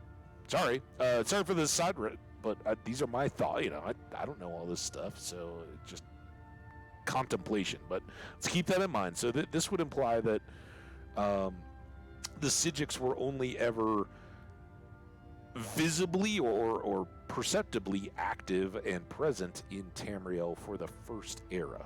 Also, it's kind of weird. Oh, this whole book. This is not boding well for us getting through these. So we got the Isle, right? It's in Somerset. Blah, blah, blah. Sets the setting. The oldest monastic group in Tamriel. And then it says the earliest written record of the Psijics is from the 20th year of the First Era and tells the tale of the renowned Breton sage and author Vornet. None of these times makes sense, at least to my very limited knowledge, which is pretty much replaced other than anything we've read in this stream. I don't think I have retention of all of that, but we read a book called Before the Ages of Man or something like that, and it talked about the Aedra and Daedra and the banishment or the decision that Aedra and Daedra had to make as to whether they would remain lessened but able to manifest here on Nirn, or whether they would be completely removed after the creation of the world, kind of stuff, right? Kind of an era of gods and before men and Myrrh, I guess. And then that being the zero or pre-era, the First Era, as I understood it, it marks the coming of Ysgramor in the 500 and the arrival of men on Tamriel.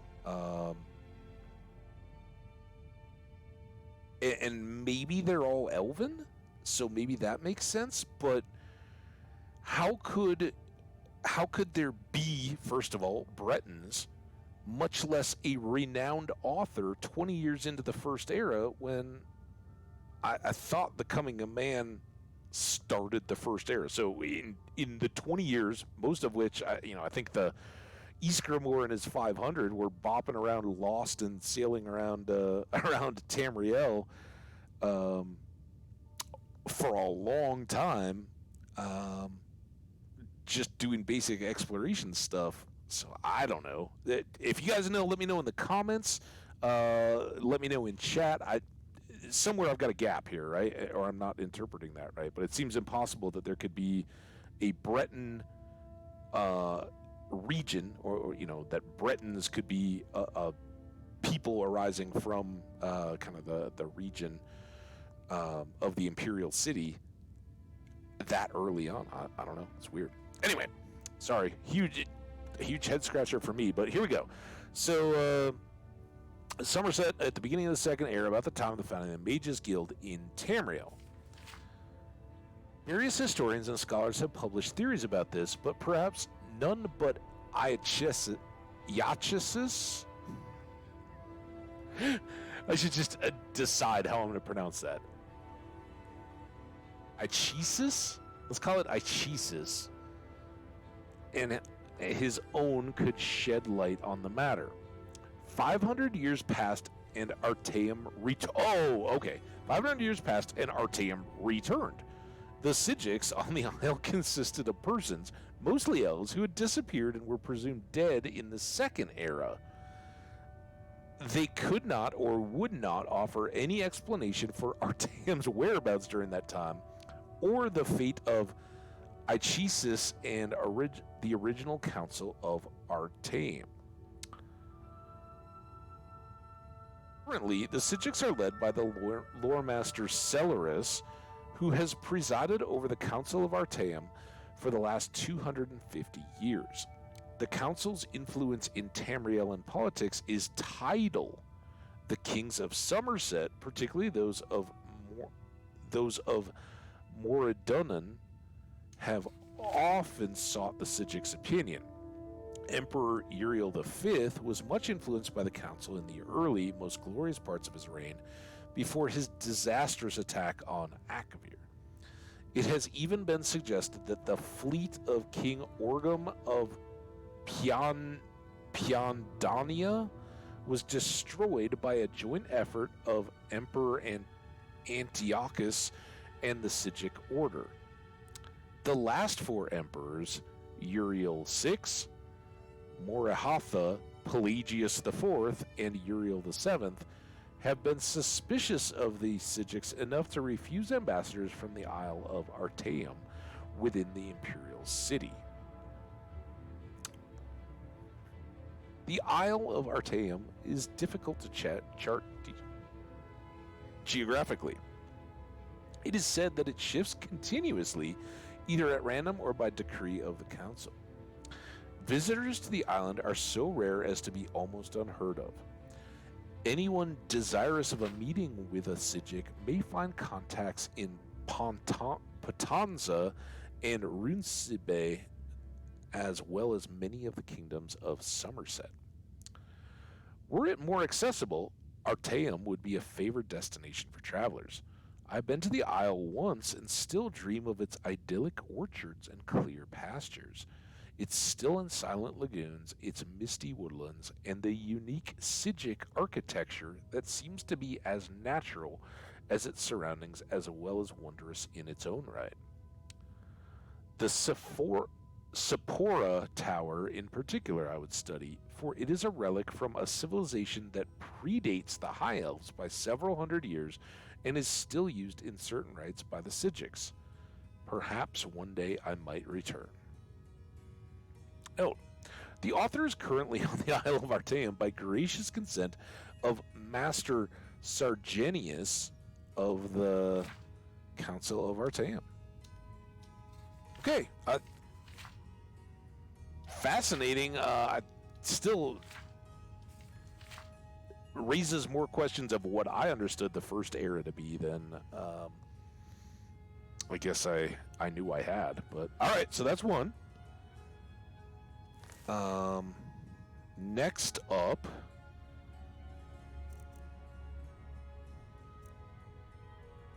we have the Knight of... Dang it. I gotta...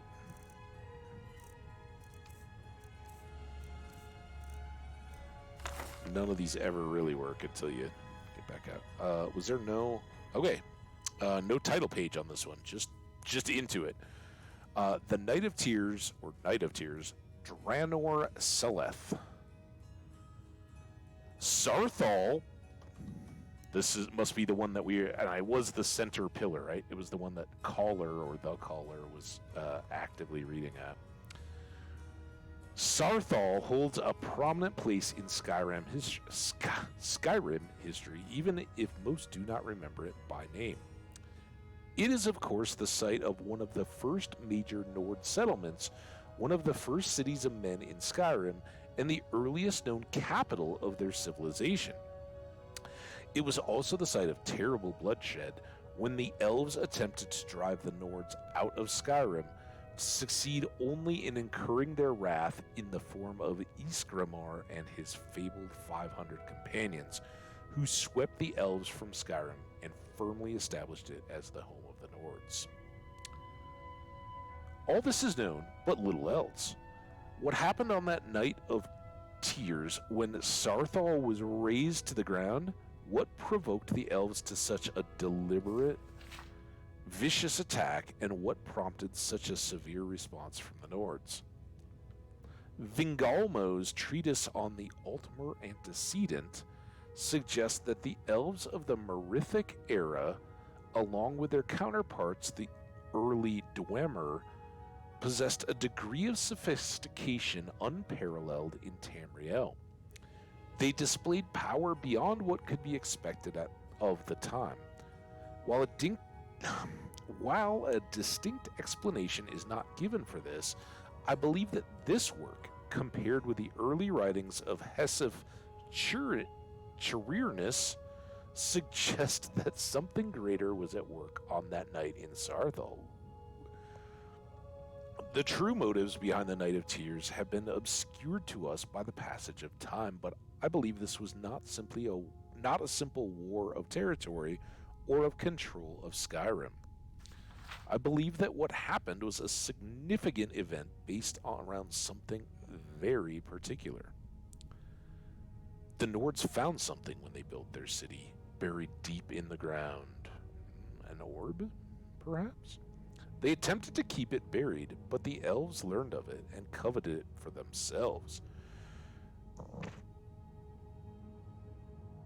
Thus they assaulted Sarthal, their goal not to drive the Nords out, but to secure this power for themselves. I believe Ysgramor knew something of what the elves would find under Sarthal and rallied together his people to keep the elves from gaining it. When Nords once again controlled Skyrim, this power was buried deep below the earth and sealed away. Time has kept this knowledge from us, but it is my hope that time will also reveal the truth of these words. Every effort will be made to relocate Sarthal and find that which has been lost to us. Who's us?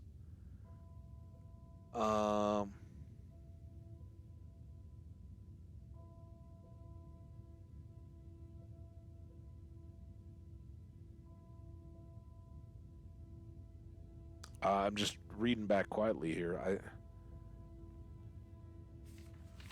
It's tough to tell. Draenor Selith doesn't sound particularly Nordic, but he doesn't refer to any of the people as us, right? He certainly doesn't seem to write as a Nord himself, as it became home of the Nords, right? But he also talks of the elves.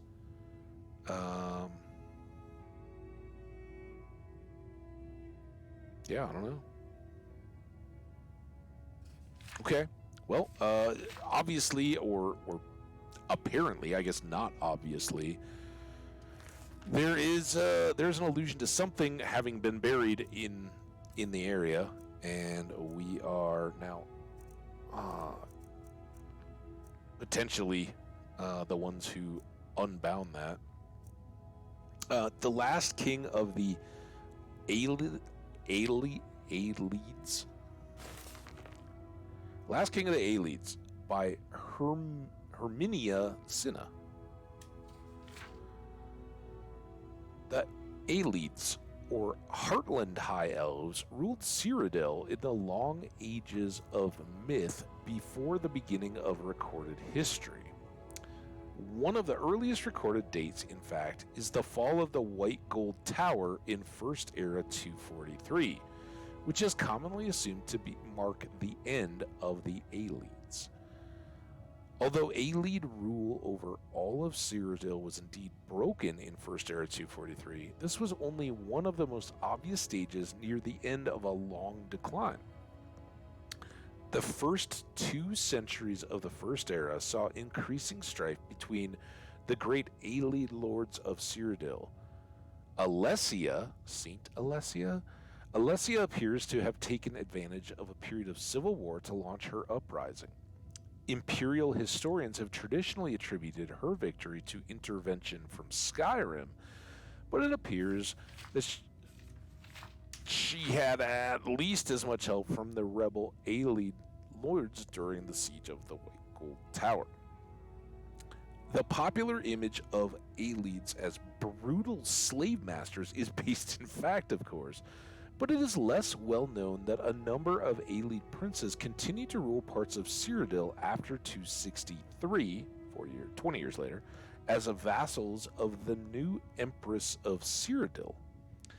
This suggests either that Aelid rule was not universally detested, or that Alessia and her successors were more pragmatic than is traditionally believed, or perhaps some of both. In any event, excavations at a number of Aelid sites show continued occupation and even expansion during the so-called Late Aelid period, First Era 243 to 498. Okay. At first, many Aelid lords continued to rule as vassals of the new human regime. In some cases, Aelid supporters of Alessia were even rewarded with new lands taken from slain enemies. It is not clear to what extent human slavery continued under the Cyrodiilic Empire. Humans continued to dwell in the Aelid-ruled areas of Cyrodiil, but there is nothing definitive to show under what terms. This was an uneasy relationship from the beginning and was not destined to last long. Resentment at the continued presence of Aelid nobles within the empire was a contributing factor to the rise of the so-called Alessian Order founded by Marok. The first victims of the Alessians were the Aelids of Cyrodiil. In the early 300s, the surviving Aelid communities in human-ruled areas were obliterated one by one, the refugees temporarily swelling the power of the remaining Aelid lordships. Then, in 361, the Alessians gained control of the empire and enforced the Alessian doctrines throughout its domain. The Aelid lordships were abolished. Enforcement of this decree does not appear to have required much direct violence. It seems that by this point the balance of power was so overwhelmingly against them and their fate so long foreshadowed that most of the remaining Aelids simply left Cyrodiil, eventually being absorbed into the elven populations of Valenwood and High Rock. Indeed, the rise of the Durrani hegemony may be linked to this exodus of Aelids from Cyrodiil, a connection so far little studied by historians. Still, a remnant of the Aelid population seems to have survived the rule of the Alessians, because we hear of the last king of the Aelids joining the Battle of Clunumbria Moors, where the Durenis decisively defeated the Alessians in 482. How this king's people survived the preceding century is unknown. We do not even know who they were, although recent research points to Nenalada as the possible resting place of this last king. Unfortunately, in the current state of the empire, funds are no longer available for proper scientific investigations of such extensive ruins, so the answer to these questions will have to be left to future generations. Okay. That one obviously I just kind of powered through slaughtering many of the names, I'm sure. But it didn't raise as many questions because I guess we haven't seen enough to touch into this.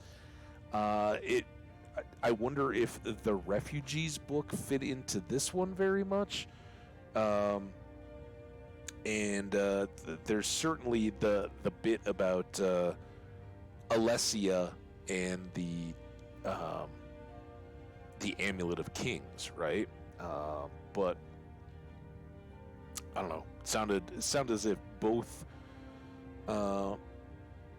entities, the Aelids and the Alessians, had their tough spots, right? The Aelids being slavers and dominant, and the Alessians being the obliterators of such peoples. So crazy.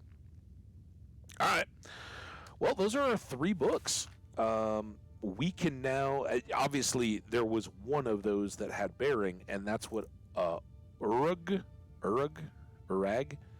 said, that there were 3 stolen books, and he thought one of them would apply. It was this Night of Tears, which did talk about Sarthal, and said that maybe there was something buried there.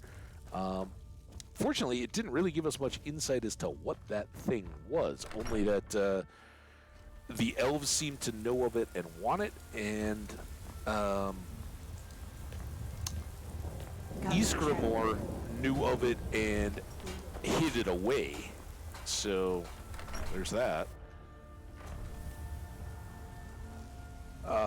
We have a couple things to throw up here, and we want to look real quick while we're since we're in a very book-heavy episode,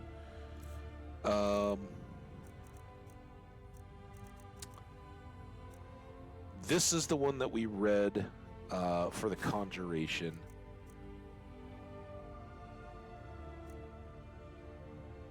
Oh, this is what told us about the thing, right? I want to check these two, Troll Slaying and Red Eagle. Have we read those two?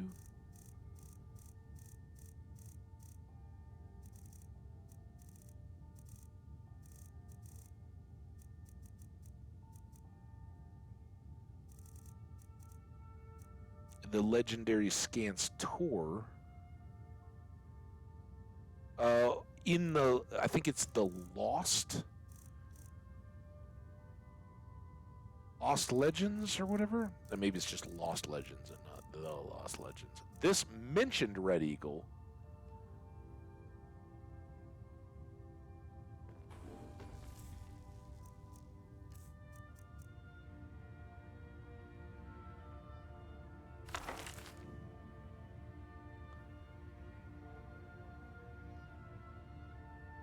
The Legend of Red Eagle. Hey, it's Winterhold.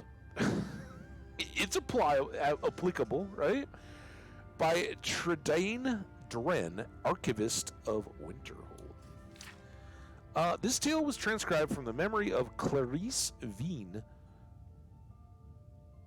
student of Winterhold. Elements of the legend suggest a date of circa First Era 1030, though, as with any oral tradition, much of it is likely a later anachronism.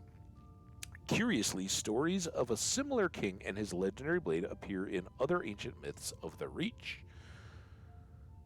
Long ago, a child was born in the Sundered Hills.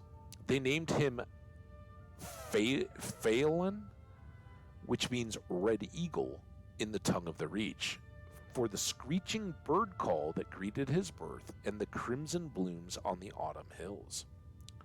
Thus began his legend, Reach Child, born under auspicious skies, his very name the color of blood. 10 kings ruled the Reach in those days, and though men were free, the people were scattered and warred amongst themselves. The augurs foresaw the boy's destiny, a warrior without peer, first and foremost Lord of the Reach, chosen to unite all under his name. Phelan grew in years and strength, and it seemed the prophecy would be fulfilled. The banner of the Red Eagle was raised along the cliffs of the Reach, and his people prospered. Then came Hestra, Empress of the South, riding to war. One by one the kings stood before her. One by one they fell aside, bending knee in imperial bargains or slaughtered on the battlefield. Her legions came at last to the Sundered Hills, and envoys were sent to bargain for their surrender. Balin refused to yield the freedom of his people, but the elders were afraid, cast him out, and accepted the imperial yoke. Cowards! Thus was stolen by the foreign invaders his land, his people, his very name. In the years that followed, Red Eagle became known as the untamed spirit of the Reach, unbowed, unbroken, stained by the blood of his foes. He gathered loyal Reachmen to himself, those who clung to the old ways, who yearned for freedom and forged a new nation. Together, they fell upon the occupiers and the traitors by night, disappeared into the cliffs and caves each morn, evading capture. It was not enough. For every Imperial patrol and garrison they wiped out, yet more seemed to march from the green south to replace them. One night, under a cloud-choked sky, the men of Red Eagle warmed themselves over damp fires of smoldering moss. A huddled, shambling figure came to them, cloaked in rags, face cowled. Though his men mocked and cast stones at the stranger, Fallon sensed something and beckoned. The cowl was thrown back in the dim light, and she revealed herself to be one of the ancient and venerable Hagravens. She offered power for a price, and a pact was made. Oh man, this is just like the ancient companions, right? Those were the witches of Glenmoral, not much different than Hagravens, and there was the legacy of werewolves ever since. This was brokered to the witch. His heart, his will, his humanity. From that day forth, his was a spirit of vengeance, pitiless and beyond remorse. The rebels grew in strength and numbers, and none could stand against them. Fallon's eyes burned coldly in those days, black opals reflecting a mind not entirely his own. 2 years passed, and the foreigners were all but driven from the Reach. Such peace could not last, however, and a great host fell upon them, a swift army of invaders unlike any before. For a fortnight, Hestra's generals laid siege to Red Eagle's stronghold, till he himself came forth for battle, alone and robed in nothing but his righteous fury. 1,000 foreigners fell before his flaming sword, and the enemy was routed. Wow. Yet when night fell, so too did he. The warriors who came to him said Fallon's eyes were clear again on that final night. He was taken to the place prepared for him, a tomb hidden deep within the rock. With his remaining strength, he presented his sword to his people and swore an oath. Fight on, and when at last the Reach is free, his blade should be returned, that he might rise and lead them again. Thus was given for his people, his life, his dream, his sword. But when every debt is repaid in blood, these he shall reclaim once more. There you go. Rebel till the end, right? No cost too high for him, I guess. To fight his enemies, but this last little bit kind of got me. He was taken to the place prepared for him, a tomb hidden deep within the rock, right? So he died in that last final stand, routing all the enemies. And it appears the curse was lifted, right? His eyes went from the black opals to clear. With his remaining strength, he presented his sword to his people and swore an oath. Fight on, and when at last the Reach is free, his blade should be returned, that he might rise and lead them again. Like that doesn't... It says that the whole army comes, 1,000 foreigners fell before his flaming sword, and the enemy was routed, right? He did it. He freed the land. Yet when night fell, so too did he. I don't... in reading that, I kind of thought like that was the bargain, right? He routs the enemy, which he dealt with the Hagraven to have the power to do. So his bargain fulfilled. He collapsed. At the time I thought he's dead, right? He collapsed because he had bargained his humanity, his heart, his will, his humanity, right? So they fulfill their part of the bargain. He's got to fulfill his. There goes his humanity. He dies. But apparently he's not quite dead, right? Because he goes into the rock and presents his sword to his people. Fight on, and when at last the Reach is free... I mean, I thought that's what he just did, but I guess there's still others to be cleared. His blade should be returned, that he might rise and lead them again. Why would he...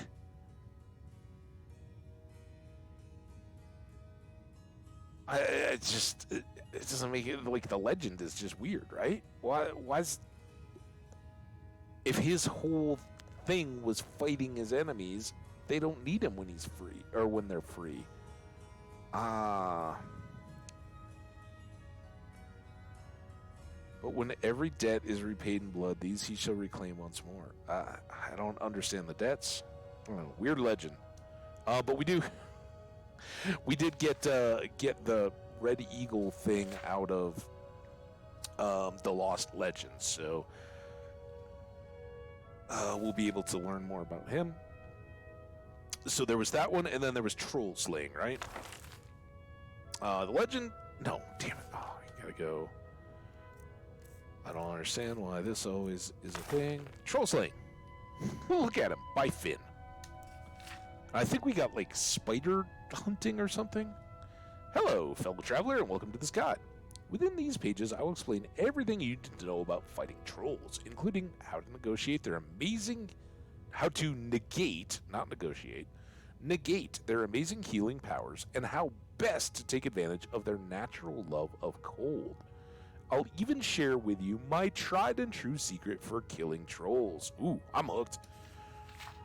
Intrigued? I hope so. Troll fat is a valuable commodity, and there's fortune and glory to be made for the ambitious troll hunter. Onward, then. Chapter 1. I just saw a troll. If you think you've seen a troll, remain calm and slowly back away. The wise hunter knows that preparation is the key to success, and you certainly don't want to hunt any trolls unprepared. Ah, but is it really a troll that you've spotted? The first step in your hunt is proper identification of your quarry. Trolls are roughly man-shaped with lengthy muscular arms that end in claw-tipped fingers. The creature's large mouth is filled with jagged teeth, all the better to crunch the bones of foolish hunters who didn't purchase my book. Without a doubt, the troll's most distinctive and unusual feature is the third eye nestled in the center of its forehead. A troll's hide is covered in thick, shaggy fur. The coloration of this fur varies by region. Cave troll fur is brownish in color, while a frost or snow troll will have a white coat. Chapter 2. Stop healing yourself. So you probably identified a troll, and now you're stalking the beast, ready to strike. You're in for a challenging battle, but a profitable one, assuming you survive. The first thing you'll notice is that trolls are incredibly fast and strong for their size. A troll likes to pummel its prey into submission with powerful arm strikes and claw attacks. For this reason, I strongly recommend a shield.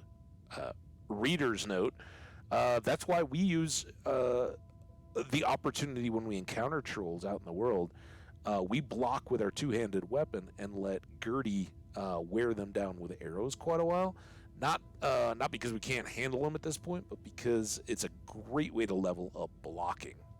They do have those persistent attack, right? They'll just keep hammering away, and you're getting block experience all the way. So great way to, whether you use a shield, as mentioned here, or just a two-handed weapon, blocking their attacks is fantastic. Can't recommend it strongly. Anyway, if you're brave enough or foolish enough to fight a troll without using a shield, then you'd better be an expert at pairing with whatever weapon you got. There we go. Trolls also have the ability to rapidly heal from their wounds. As such, you do not want to get into a prolonged fight with one. Speed and aggression are the key to beating a troll, because there is no creature in Tamriel that can outlast one. Well, except for me. Of course, speed and aggression will only take you so far against an angry troll. This is where my secret weapon comes in. This is why we paid for the book. Or picked it up. Chapter 3, Finn's secret weapon. Fire, my friend. Say the word and commit it to memory, for fire is the troll hunter's ultimate weapon. I cannot overstate the importance of fire in battling a troll. Even trolls that don't dwell in cold climates are vulnerable to fire. If you're unable to use magic fire, carry a weapon enchanted with arcane flames. Why is the troll vulnerable to fire? Rumor holds that the troll's regenerative abilities are less effective at healing burns. I don't really know the answer, but I can promise you this. Fire works against trolls. This has been proven time and again. Chapter 4, Trimming the Fat. The troll might be dead, but your job isn't finished just yet. Let the flames die down and then examine the troll's corpse. If you're lucky, you'll find some fat deposits that will fetch a good price in an apothecary's shop. In fact, if you've got a knack for alchemy yourself, you can boil the fat down for use in all manner of potions and tonics. If you can find it, be sure to check the troll's den as well. Perhaps you'll find the remains of some foolish adventurer who's too cheap-minded to purchase it twice now. He gets in the shots. Like, dude, anybody who hasn't read this, you don't even know. That's a little grim, though. I mean, we've done it, but yeah, finding the past corpses of past adventures, it's a reasonable profit. No doubt you can put his coin to wiser use. Now you know everything that you need to make a living as a wealthy and reputable troll hunter. Go on, then. Get out there and find yourself some trolls. All right, I got a little carried away there, but we were up here. Those were 2 additional new books, and we've got plenty to put away. I don't think we'll have to... Oh, I can't even. All right. We have not read that one. I'm not going to keep reading. We can't put those away. That's a quest book. We just read that. So let's put the myths downstairs if we don't already have a copy of that.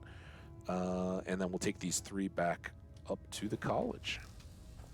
Also, I know we got Quicksilver, right? I guess we do a quick little dump off. Wait, and said hello to Lydia. Here we are, just hanging out, reading books like she's not even there. Poor girl. Guess there wasn't too much here. A few gems. Long life to you. There you are. Yeah, sorry. See, she only replied once we acknowledged her existence, which is very understandable. I don't know. I think maybe when we get back to the college, if we think about it, we should go to our room in the Hall of Continence. I don't know what's continence, right? Isn't incontinence when you can't keep from pooping? So countenance maybe. But we should leave those in case that guy suddenly decides again that he wants to. Oh, and there was a staff, right? Let's sell that.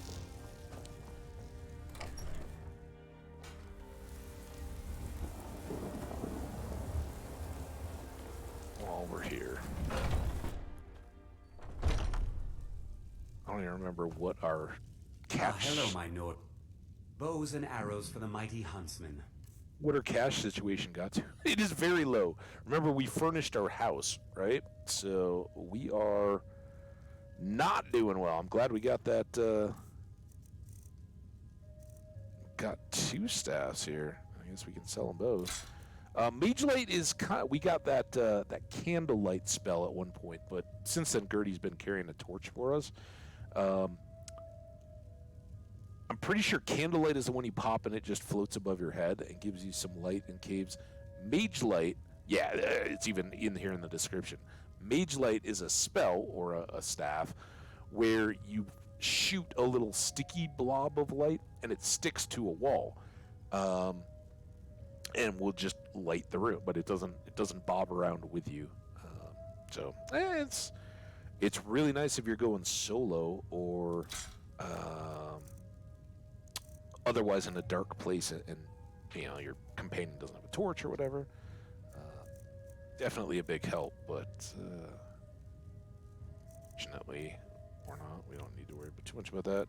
We do have mage robes. Sell those too. I don't know when I picked that up, kind of unintentional, and I don't think we got any potions below. Oh, I forgot the myths of Sheogroth. Sell those.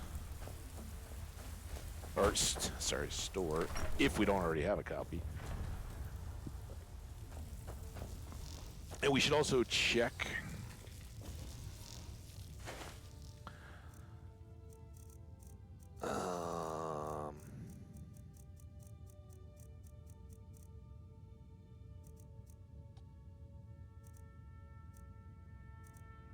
what was the other one?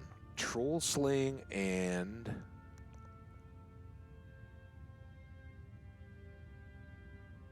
what book did we just read? Well, here's the one, so I don't need to put that away. Damn it.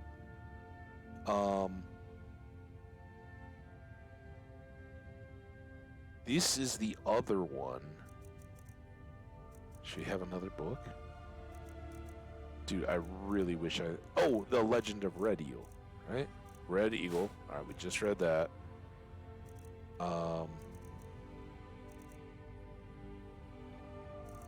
Really like to find book 6 there. Troll Slaying. All right, so we can get rid of all those. I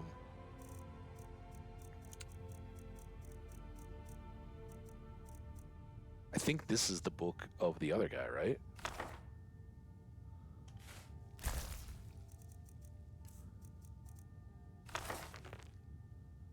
Yeah, this is the dude, Morian Zenis. According to his student, the greatest mage ever. It is improper, however customary, to refer to the Denzians of the dimensions of Oblivion as demons. This practice probably dates to the Alessian doctrines of the First Era prophet Maruch, which rather amusingly forbade traffic with daemons, and then neglected to explain what daemons were. It is most probable that daemon is a misspelling or etymological rendition of Daedra, the old elven word for those strange, powerful creatures of uncertain motivation who hail from the dimension of Oblivion. Daedra is actually the plural form. The singular is Daedroth. Hey, I never knew that. Daedroth. Okay.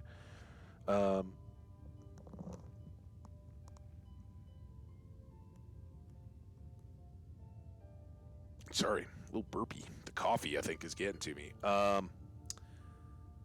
In a later tract by King Hale, the Pious of Skyrim, almost 1,000 years after the publication of the original doctrines, those being the Alessian doctrines, the evil machinations of his political enemies are compared to the wickedness of the demons of Oblivion. Their depravity equals that of Sanguine itself. They are cruel as Boethia, calculating as Molag Bal, and mad as Sheogorath. Hale the Pious thus long-windedly introduced 4 of the Daedra lords to written record. Nice. But the written record is not, after all, the best way to research Oblivion and the Daedra who inhabit it.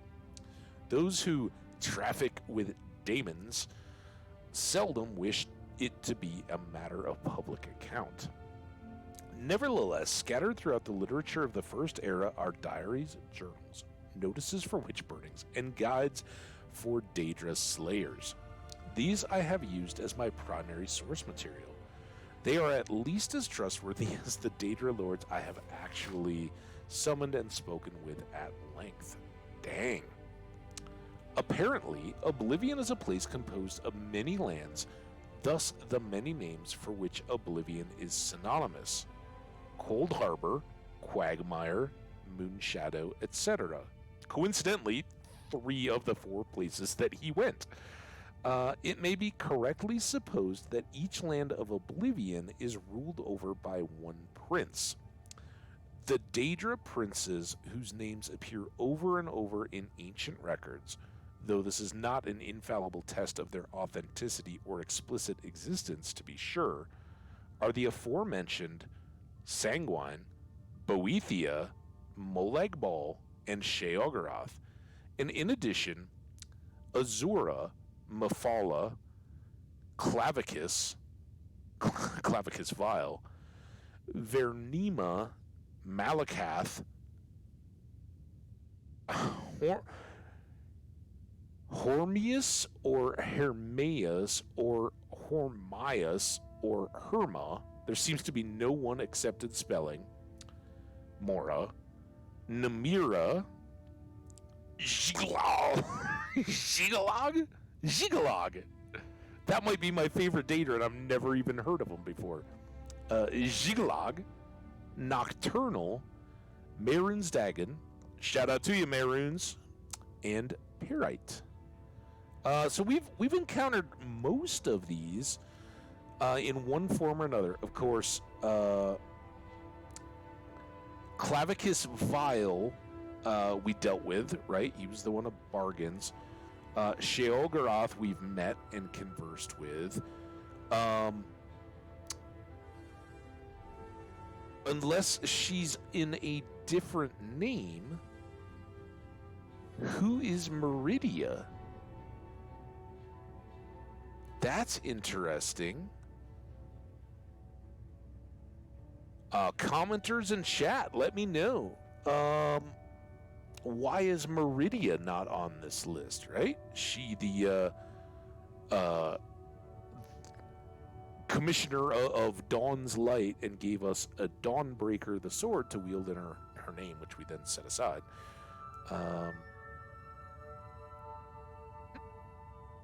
Yeah, it's interesting. I don't know.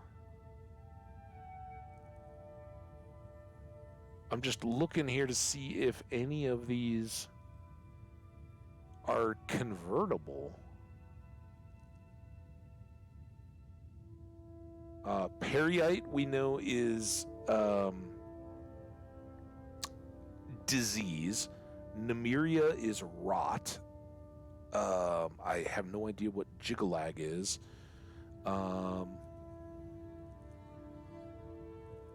We know that Vernima is nightmares. Maybe Mephala? Could Mephala be Meridia? And Azura, whose massive statue is up above the College of Winterhold, the goddess of dawn and dusk, right?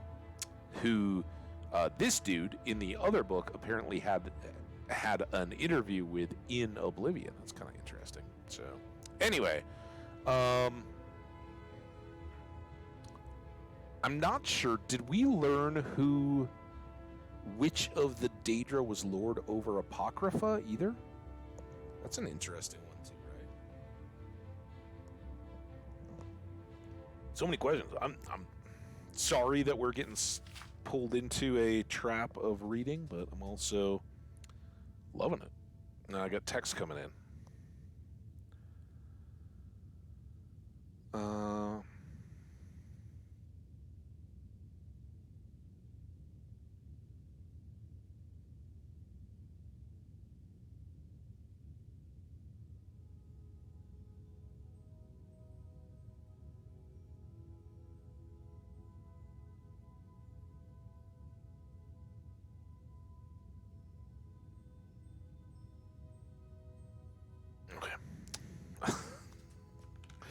It's not time to get into the plan. Man, we've almost gone an hour, and I know we moved around a little bit, but reading all these books, since we were in the keep reading the 3, we've been going at it for almost an hour.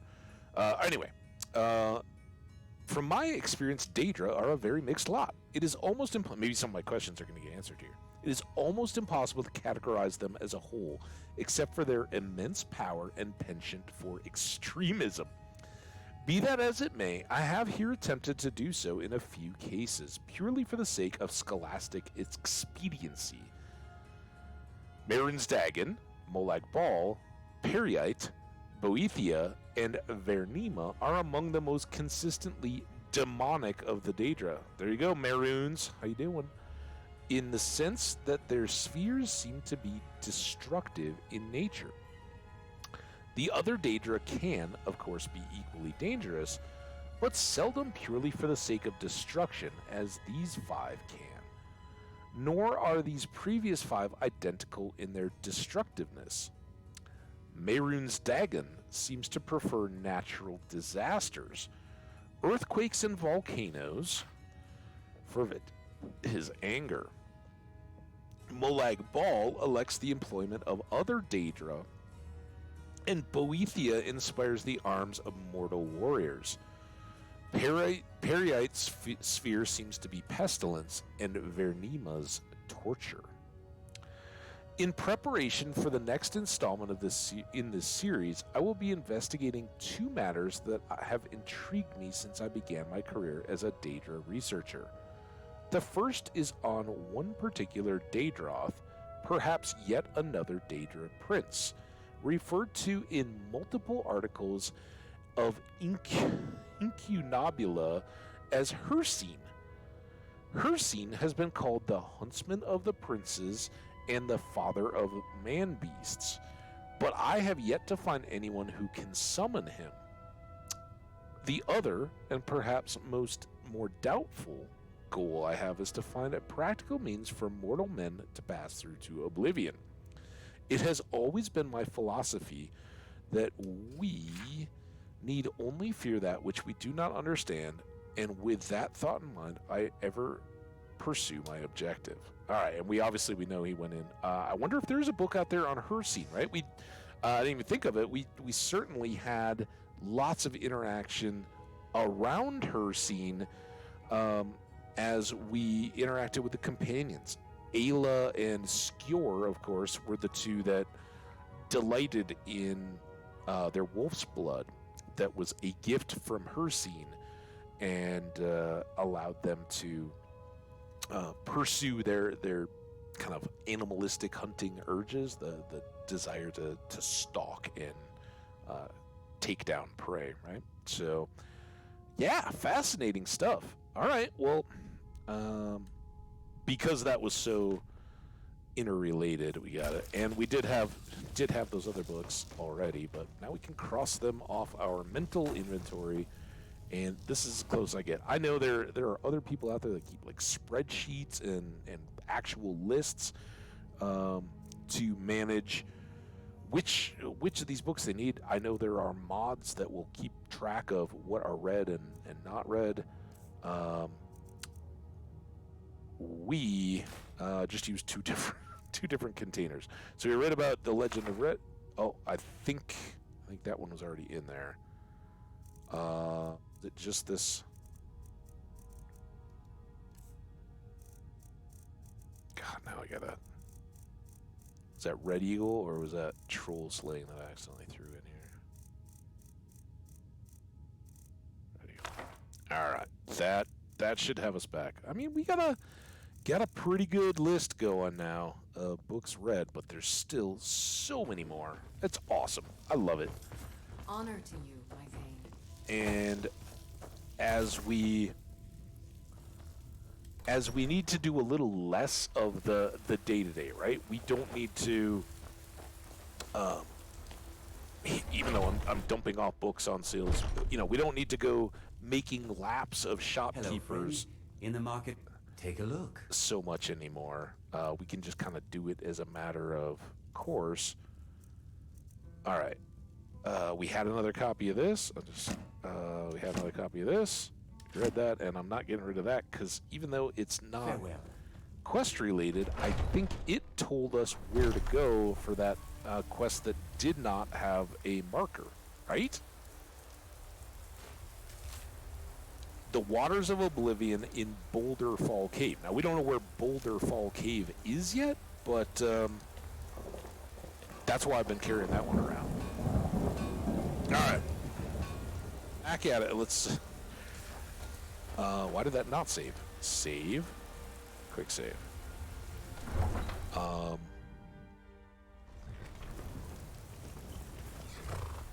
Now we will ride back on to Winterhold a little wiser. And definitely hoping, since we got to go back to Urag anyway, we'll check his bookshop and see. Maybe he's got a copy of Wolf Queen 6. And then, at some point, we can have a reading episode where we do go through.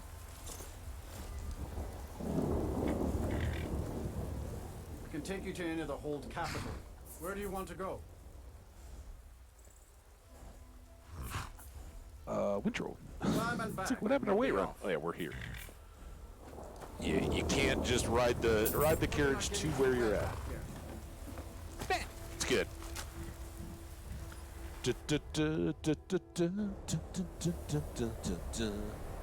Okay. Through town. Up to the college. Got our little cleaned out mystical magical orbs. Although these were not the ones, right? It was the ones inside that we had to clean with our gloves. That we didn't even get to keep, unfortunately.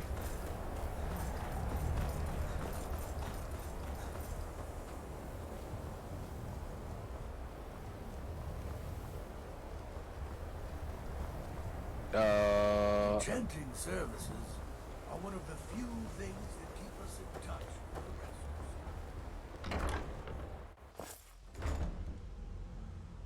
of us. Arcanium. We don't need to go through the magical, confusing stairs again. Do do do do do do do do do do do do do. There he is, and we've learned better than to look at all these books. I don't want... Hundreds of years have gone into assembling this collection. It's going to stay pristine, understand? Yep. Here, let's... Please make sure your hands are clean before touching anything, all right? Wolf Queen 6. Wolf Queen 6. What do you got? Do we have that? We just got that.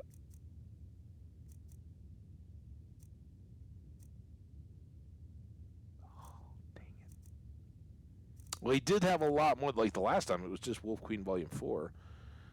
So we got a bunch more of those. I think everything else we have. I'm pretty sure we have Wolf Queen up to 8, and are just missing 6. So I think we're all good there. We've got all the songs of Pelennor. We've read that. I think we have that. We've definitely read that. Fishing, I'm guessing. Hey, look at the fish on it. Excuse me. Immortal Blood, I think we've picked up from many of the deals.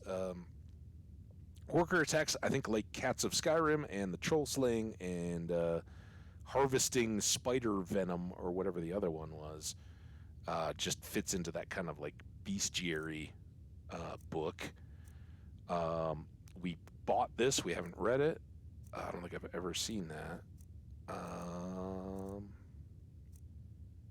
And honestly, I don't remember which of the Dancing Fires did we need. Anybody remember that?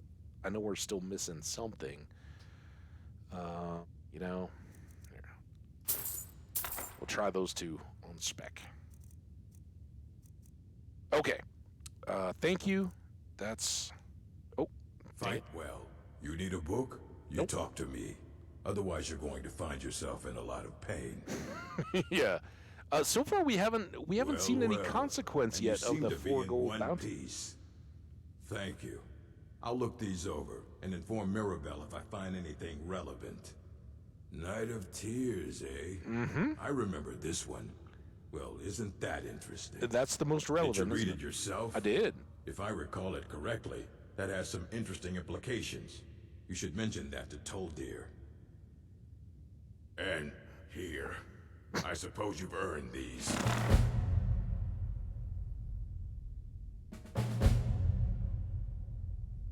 Racial phylogeny, daughter of Nibbin, Hearthfire, catalog. We already have that.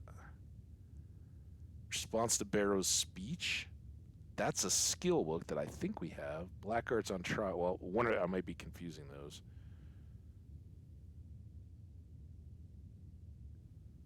All right. Well, we got a whole bunch of books now. Okay. Until next time. Yep. Farewell, my friend. So now we got to go tell Tolfdir about the book. And he's back over at Sarthal.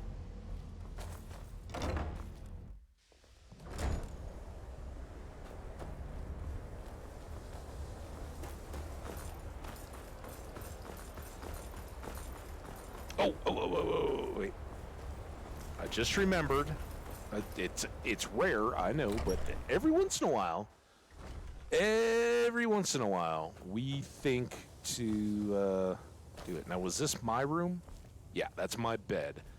So, where should we... We got so many wardrobes. It would be nice if there was like a standalone chest. What should we designate for our books?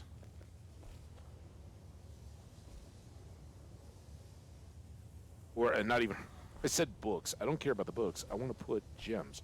Here, this common soul gem will mark that this wardrobe, full of fine stuff, is going to become our...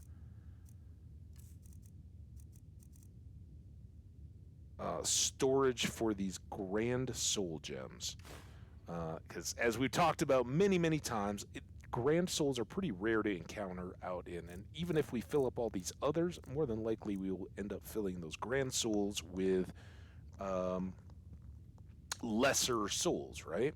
And some of those we just collected, as we find them or whatever, we stashed them away at home. But previously, the enchanter dude, who currently asked us to pick something up in Windhelm that he's going to enchant, had said, hey, I need 10 grand soul gems. Well, at the time, we were like, I don't have those, so I didn't even accept the quest. And clearly, those rotate a little bit. So we'll see. If he ever asks for it again, I've got them right here. They're under this soul gem. Cool. And then let's make this our actual wardrobe, which also has fine clothes. Maybe they're different.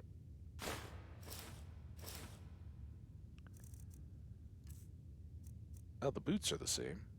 We got lots of boots. How do we end up with so many boots? Short boots, a couple pairs of tall boots, a whole variety of fine outfits. That's nice.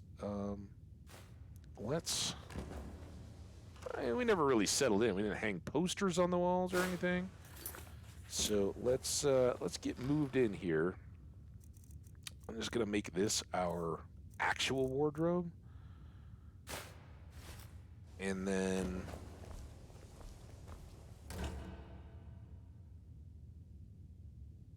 I guess if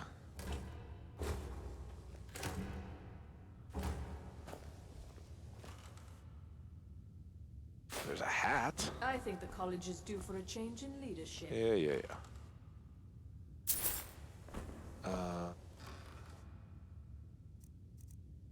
Clothes.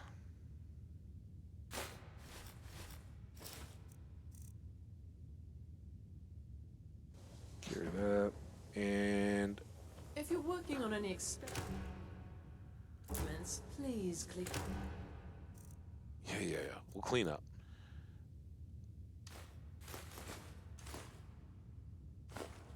Okay. So we got our snack barrel, and then we'll make this our random dishes. That's our school plate.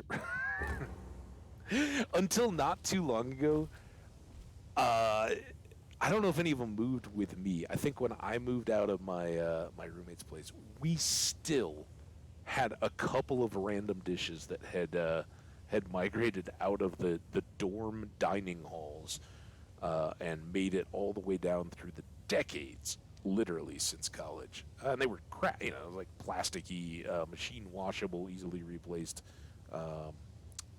I think there were a couple bowls that we had, but it was just how have these survived? And they were virtually indestructible, right? That was part of the appeal, I'm sure, for the college. Anyway, all right, we dumped off those soul gems, spent a lot more time. We got to get to Sarthal. Poor what's his face? Thorngear has been no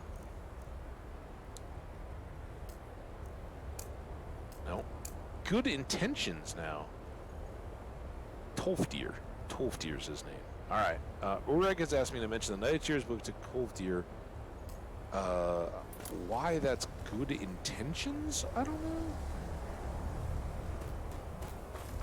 Clearly, we're gonna unlock something terrible, right? It was crazy. We read the book. Urag seemed to expect that we would have, which I guess is a good aspiring mage. Only makes sense, right? But here we go. Let's cruise on up the hill.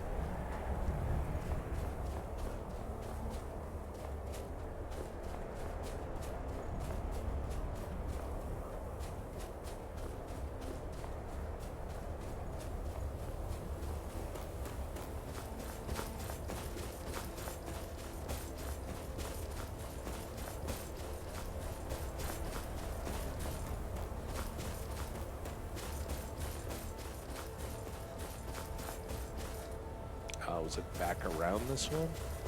Yeah, down this hill, right? This is by the way, for somebody who's done a lot of hiking in mountains, this is the worst place to put a stone cairn. The whole idea is that you can see from one to the next and kind of continue to, see a couple out beyond.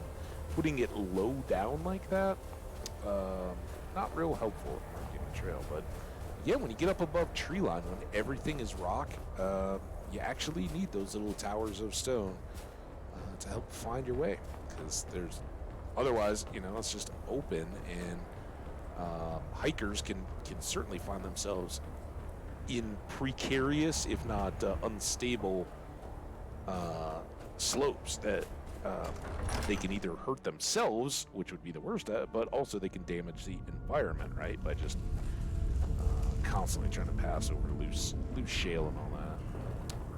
All right, so Tolfdir, for folks who weren't here, we left him last we saw still investigating the orb that we discovered. And he was the one that sent us to go talk to Savos Arin. He sent us to Urag. Urag sent us to get the books. Along the way, and with many opportunities to read, we found ourselves directed back once again.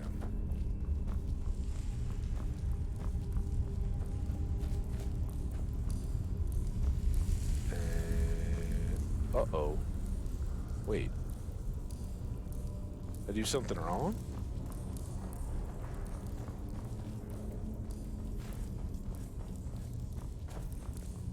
Gertie?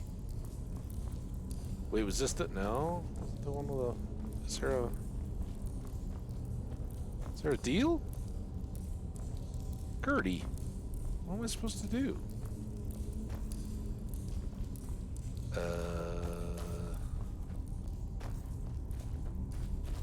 Maybe that was the exit, and we have to go down more. How about that? Oh, I feel a sneeze tickling me.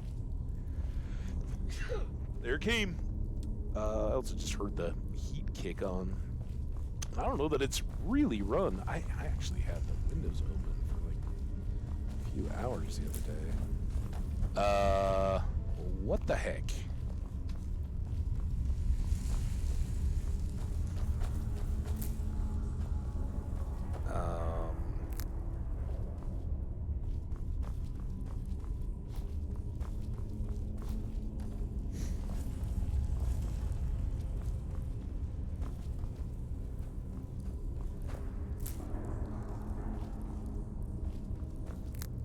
The mushrooms are really a cover for where the heck am I supposed to go?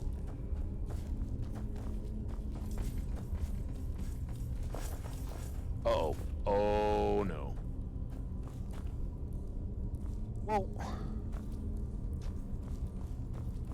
Now, what the heck? Okay, we're out of there, thankfully.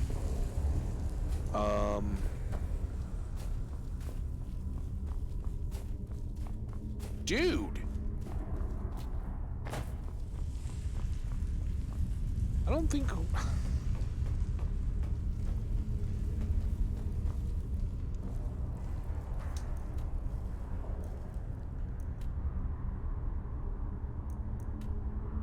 Skyrim, Sarthal. Sarthal.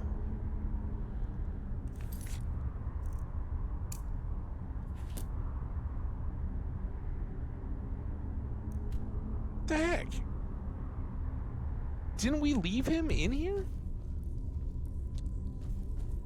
It says I'm supposed to go back out again.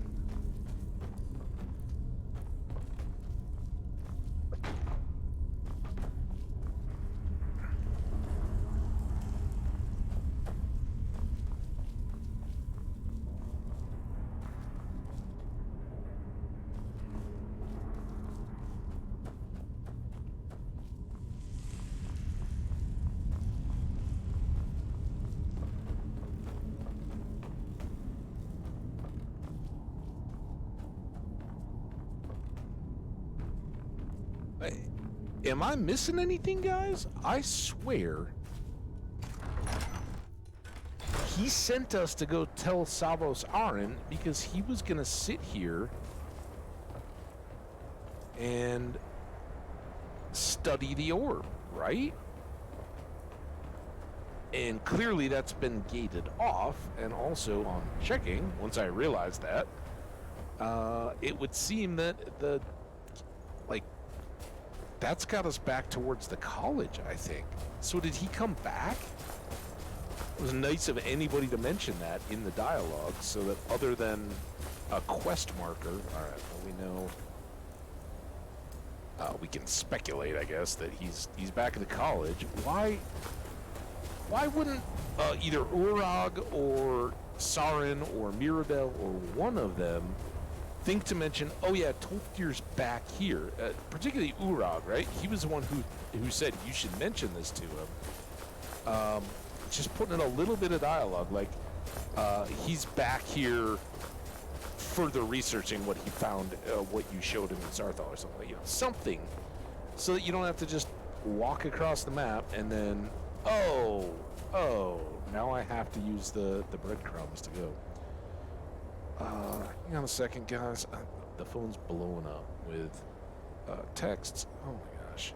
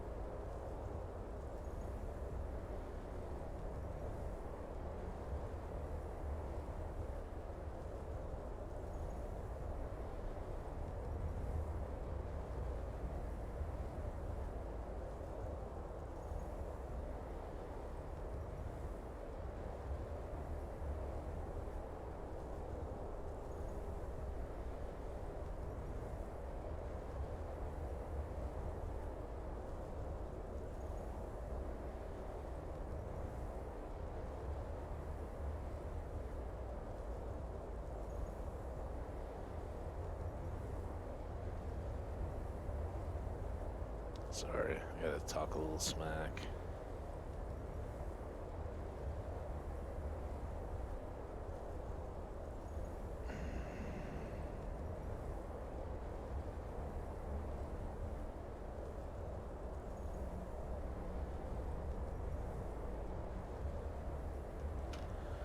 Okay, sorry about that.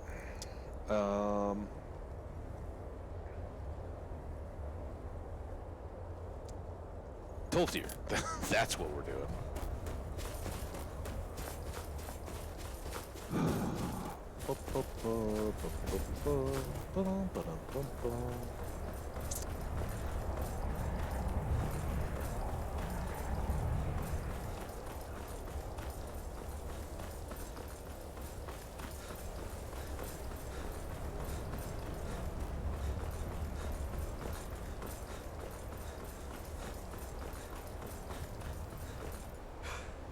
Okay, here is where I would prefer not to just have a marker, assuming that I'm pretty confident it was sending us back here, right? I don't think Tolfdir just went into the inn to have a drink or something. But whether he would be in the dorms or here, is this him? Wait, was this here?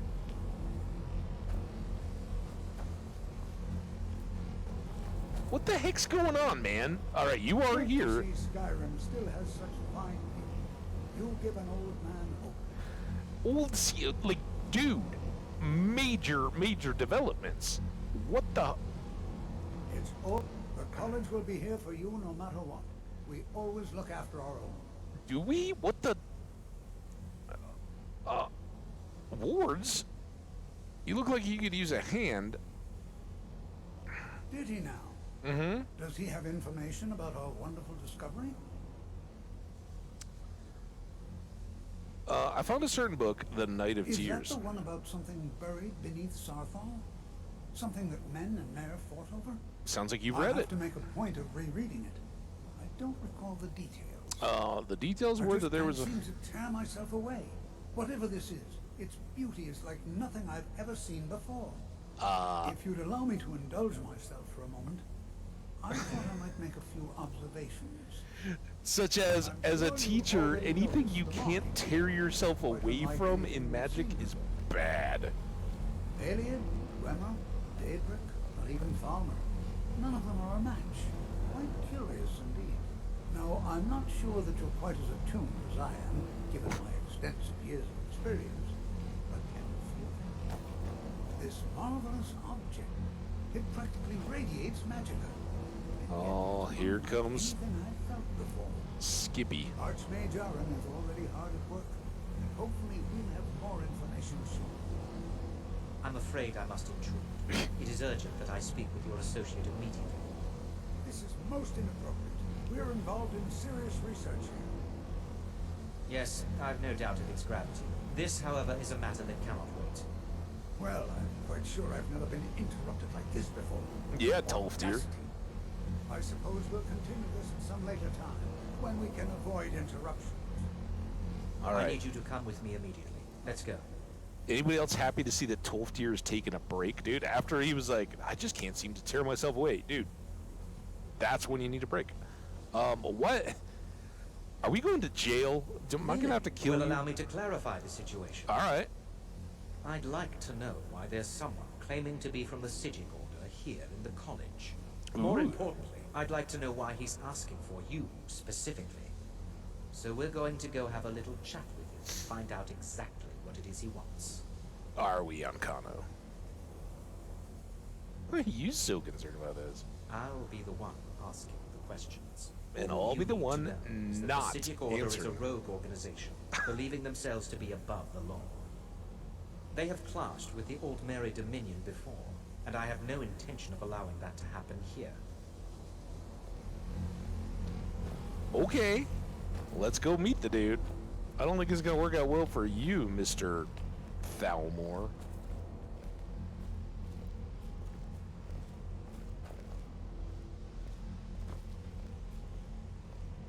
Well, go on.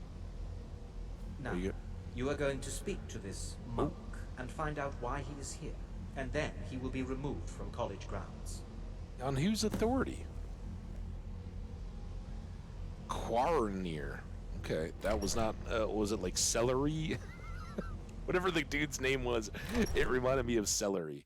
Celerin or something was the last leader of the Psijics. It wasn't Celeborn, my Lord of the Ring buddies. Oh. Okay. Ooh, I kind of like his coat. Last time you Please do not be alarmed. I mean you no harm. So, why are you talking to Sarin? Or Arin? Saros Arin. Okay. Talk to me. It is good to meet you in person. Are you my vision friend? I guess we went back into Visiony land. What's going on? What happened to everyone? What do you want with me? What did you do? I think we've researched, right? And it's very good that we've read some of the books that we have. I think we're kind of caught up, right? Clearly, whatever they do to the island, this guy's doing me. I don't want to just seem like an idiot. Clearly, he's doing what he did before. We're communicating without others. What do you want with me? I merely wish to talk to you. I've given us a chance to speak privately, but I'm afraid I can't do this for long. We must be brief. Ooh, brevity, The not situation my here strong at your suit. college is of dire importance, and attempts to contact you, as we have previously, have failed. Oh, I didn't even know you'd been believe trying. it is due to the very source of our concern. This object, the Eye of Magnus, as your people have taken to calling it. The Eye of Magnus? The energy coming from it has prevented us from reaching you with the visions you have already seen. The longer it remains here, the more dangerous the situation becomes. And so I have come here personally to tell you it must be dealt with.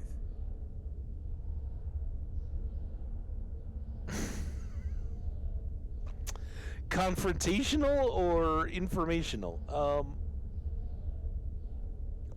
It's kind of a why me, right? I'm new to the college here. Why? I'm afraid it's not that simple. Isn't it?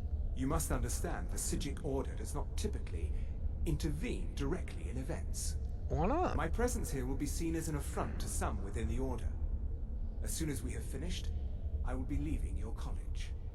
I'm all too aware that my arrival has aroused suspicion, especially in Onkano, your Thalmor associate. Yeah, don't worry about him. He's Nevertheless, my pompous order jerk. will not act directly. You must take it upon yourself to do so. You know, I once heard of this guy named Gandalf, and he talked about how you can't just sit back and let the world happen around you. So what As you may exactly have is this from? learned, this object, the Eye, is immensely powerful. The world is not ready for it. If it remains here, it will be misused. Oh. Indeed, many in the Order believe it has already. Rather, something will happen soon, something that cannot be avoided. You sound kind of like the Nords about mages, you know that? But, what do you expect from We me then? believe that your efforts should be directed towards dealing with the aftermath. What I aftermath? cannot predict what that will be. What? I fear I have already overstepped the bounds of my order, but I will offer this. Seek out the Augur of Dunlane here in your college. The His what? perception may be more coherent than ours. That's a he?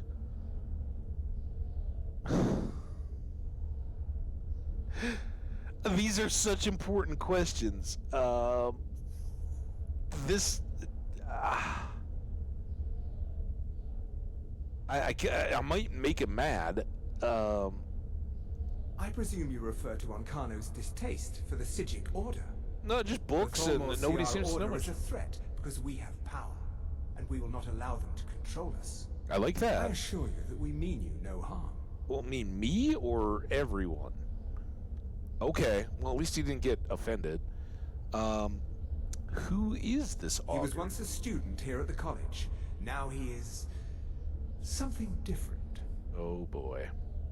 Where can I find him? I am unsure. Oh, He is somewhere within the college. Surely one of your colleagues must know his location. I am sorry I cannot provide you with further help, but this conversation requires a great deal of effort on my part. okay. Now, I'm afraid I must leave you. We will continue to watch over you and guide you as best we can. It is within you to succeed.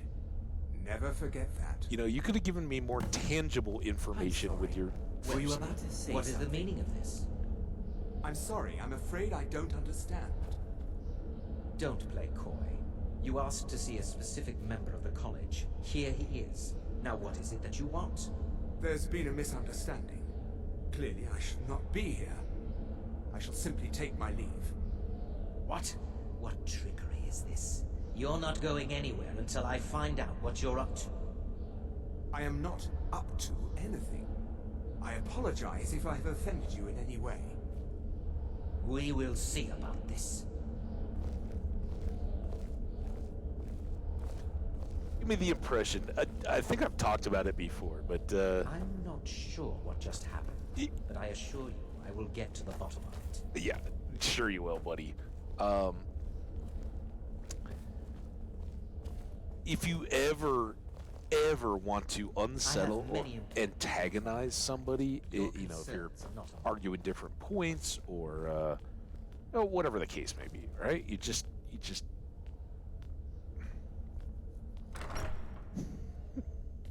sadly, I know if we push our way ahead, it doesn't usually end well. I'm not sure what happened. A monk from the Psijic Order. Here after all these years, and then he just leaves. I Hey. hope we didn't offend him somehow. I hoped that too, but he seemed fine. Here, What you learn here will last you a lifetime. Several, if you're talented. have you ever Has heard? Tolfdir been telling stories again? Oh, I thought I made it quite clear that this was a subject inappropriate for conversation. I thought we were a place of Please, learning. Don't allow him to continue to discuss the subject. Interesting. Well, I guess since I got your attention, Beyond asking for you, he never said. Very strange indeed. fascinating. Okay. Where? right then. Oh, Tolfredir did walk away, didn't he? I didn't happen to notice him upstairs, so let's just hope. Is that him? Oh, that's our Sijic. Can we follow him somewhere? Oh, remember, this is how people die. Sidetrack. I kind of thought he would poof. Can we just follow him back to an island or something?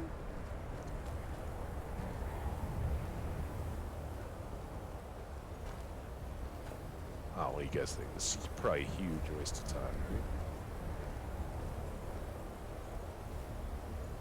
right? But I desperately want to know where the Sijic goes.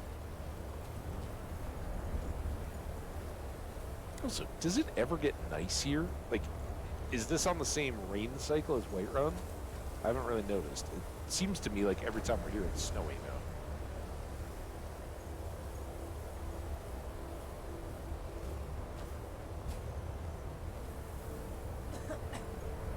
I know, Gertie. I know. Part of me is totally aggravated by this as well, but I'm just fascinated.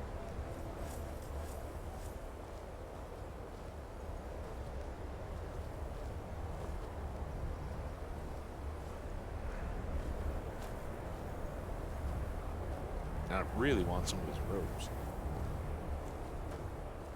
That would be enough to make me consider magicking. All right, my dude. Nope. Sorry, my torch wheel. You must excuse me. I shouldn't be here. Yeah. Where? Is he literally gonna like walk off? I thought maybe get off college grounds and teleport.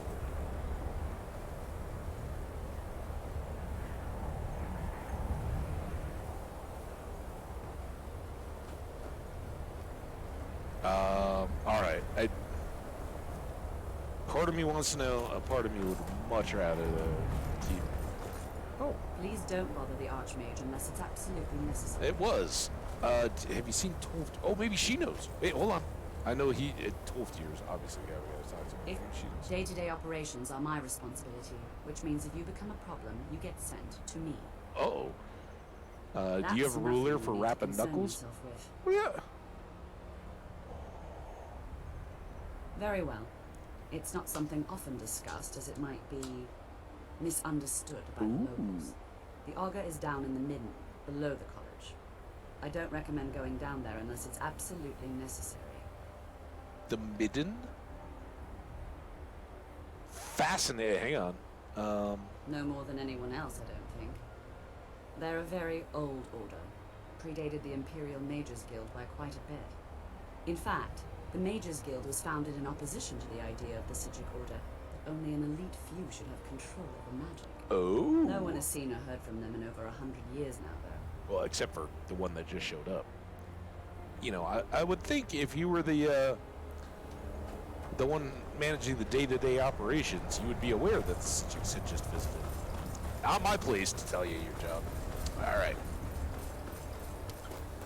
So, we are still looking for. Well, I guess now we don't even really need to find Tolftir. We need to find out what this midden is, and historian, fan of archaeology, that is your friend Hambbage, knows that midden heaps are when there's an archaeological dig. A midden heap is like a trash. If you have a moment, could you help me with something? Well, kind of busy, but what do you got? I still need some help, if you can spare the time. What do you need help with? We're all trying to become better mages, right? Mm-hmm. Well, I need someone I can practice a few Oh. spells on.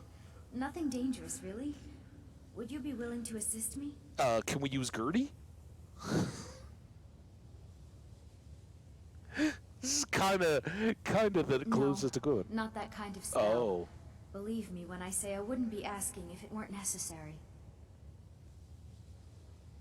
Okay. Oh, good. I was afraid I'd have to go ask J'zargo. Now, you just stand there. Please hold still, and don't move. There. I tried to move. Oh dear. That wasn't supposed to happen. Do you feel all right? You look very, green. Gertie? I am so very sorry. Everything looks very I've green. this again and again, and I was sure it would have better results. Better result. Better result. What did you do? I'm not really sure. I think it's just a minor miscalculation on my part. Minor? I'm sure it will wear off soon. When it does, you'll be perfectly fine, and then we can try again. In the meantime, I'll see about figuring out what went wrong. Can you tell me what you were trying to do? We know that was before the collapse. Do you like it here? So far. If only because no one is telling me how great I ought to be. I just want to learn. I don't want to think about what's expected of me. You know what's expected of you? Not turning your classmates I'd better get green. going. It's always encouraging to see the younger generations embracing education. All right, can I ask you still? College will be here for you no matter what. We always look after our own. Well, I suppose he wouldn't mind. It was all before my time, you understand. I've heard the stories, the same as anyone else. He was a brilliant student, an accomplished wizard, delved into magic in a way none had seen before. But I think he became too focused on just how much power he could acquire. That old meme, That's huh? what led to the accident. Accident.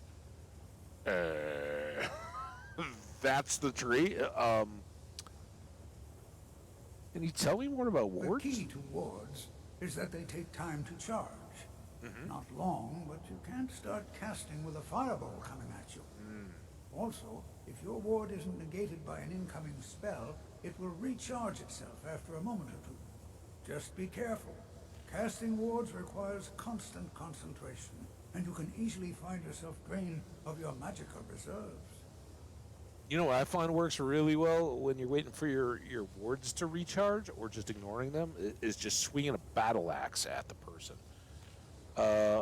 You look like you could use a hand. Well, yes. This is rather embarrassing, but it seems I've misplaced something. I can't find my alembic. I suppose I could use another one, but, well, it sounds silly, but mine has sentimental value. If you happen to see it, would you mind bringing it to me? What is an alembic? My alembic. I need it for some research and can't seem to find it. What the heck is an alembic? That one, since I can't get out of the game window, and since I just got a text. Alembic. There's an alembic bass and alembic guitars. Alembic, Wikipedia. An alembic, from Arabic and Romanicized in ancient Greek, is an alchemical still consisting of two vessels connected by a tube used for distillation of liquids. Right on. I don't remember enough of like my high school chemistry to remember like a retort, right? Isn't that what those are set up for? When you get I need your help with something. This dude! Private. He's the dude! Right? No one's heard from the Physic Order in so many years. Hard to believe one would just suddenly show up here. Is this the same dude that stole the books and ran off? That we freed? What do you know about Icona? I know he's from the Thalmor, and that he claims to be here simply as an advisor. I also know that no one really believes that. I've been trying to avoid him, honestly. By stealing books and running away? I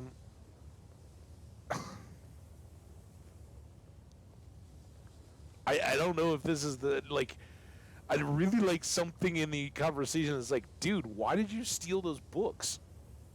And, oh, by the way, how about a little thank you for freeing your butt? Not chopping you down where you stood. Is something wrong? Yes, but it needs to be kept quiet. Listen, the less I may have keeping entered of into an agreement with Enther. He had something I needed, so I traded him something of mine. It was a mistake, and now I want back what I gave him. It's an amulet that belonged to my family. I never should have given it to Enther. But he won't deal with me. Talk to him. See what it'll take to get my amulet back. I haven't. Oh. I was like, I have no way to. I don't even see the follow up. Like, what? My sympathy, already borderline non existent, is fading fast. I told you, it's from my family. I know they've always disapproved of what I wanted in life. To learn magic instead of becoming a farmer or a hunter. But no matter how poorly they may have treated me, they're still my family. I didn't consider that until after I made the trade. You don't seem to consider a lot until after you do stupid stuff. What did you need? It doesn't matter. It's also none of your concern. Just that was what he traded. See if you can convince him to give my amulet back. No, what? I gotta go find a midden. So anyway, middens are trash heaps, right? In archaeological sites, they often tell as much as anything about the lives and interactions of pre-literate or societies or peoples that we don't otherwise wouldn't know anything about. Why is this guy? No one's heard from the Physic Order in so many years. Hard to believe one would just. We just talked to you, dude. Oh, here we go. I kind of knew this. I think there's a couple access points around, but this is the midden. So middens are awesome. Even since I was a high school, early undergrad student age, the technology, what we can do archaeologically since then is so amazing. It used to be that we could learn a lot from people based on what they discarded, right? It's whether they had textiles or writing or art, a lot of that stuff is very transitory. And here I'm reasonably close to places that folks may have heard of, Mesa Verde, which are the cliff houses that you may have seen in documentaries or whatever. But they were a part of a much larger regional area called the Chacoan culture, or Chaco. And Chaco Canyon is a wide canyon in northwestern New Mexico, where a good-sized civilization existed as kind of a trade hub. It was in a climactic period when the arid Southwest was a little bit less so and much more arable at the time, so they could grow beans and squash, kind of the trifecta back in the day, corn, squash, and beans. So they had multiple dwelling places with accommodations up to many hundred, kind of apartment type settings, and the pre-Hopi type populations, what used to be called the Anasazi, a term that their descendants have tried to discourage use of late. Like many Native Americans, the Europeans who were encountering these various people. Notice I'm still green, by the way. We're going to go down here in a second. Were very much exposed to the next peoples, or learn like they, you as you're moving westward, you may have a native people group that you were on friendly terms with through trade or good fortune or whatever. They certainly weren't initially antagonistic, in part because a lot of them were like, hey, these guys have guns and technology and all that. If we're not immediately hostile to them, we can have them help us take out our local enemies, right? And they would do so. And a part of that was the Europeans, Americans, whatever period you're at, they learn about the next nation or tribe of people, whoever it was, from those people's enemies. So the names that they had for the various peoples were, it's kind of like the bias, right? Like we read these books in this game, and the Imperials have a view, the Elves have a thing, the Nords, they all have outlooks, and oftentimes will speak derisively or have unflattering names for the other population groups. Same again went for this. So, for instance, Anasazi, that was the name that was introduced, but I believe it's the Hopi, if not the Navajo people, of late have been like, look, you guys are using that scholastically as the ancient ones, but that's not the translation. It's something like the snake people or something. It was quite derisive in intent, and only slowly are such habits kind of unlearned as we go. So that's one that's being changed out in scholarly text. Although it's comical, I'm a big fan of slow cooking, right? Hambbage, ham, cabbage, and crock pot, right? Talked about that. I often will cook things with beans and things like that, slow cooked in stewy type situations.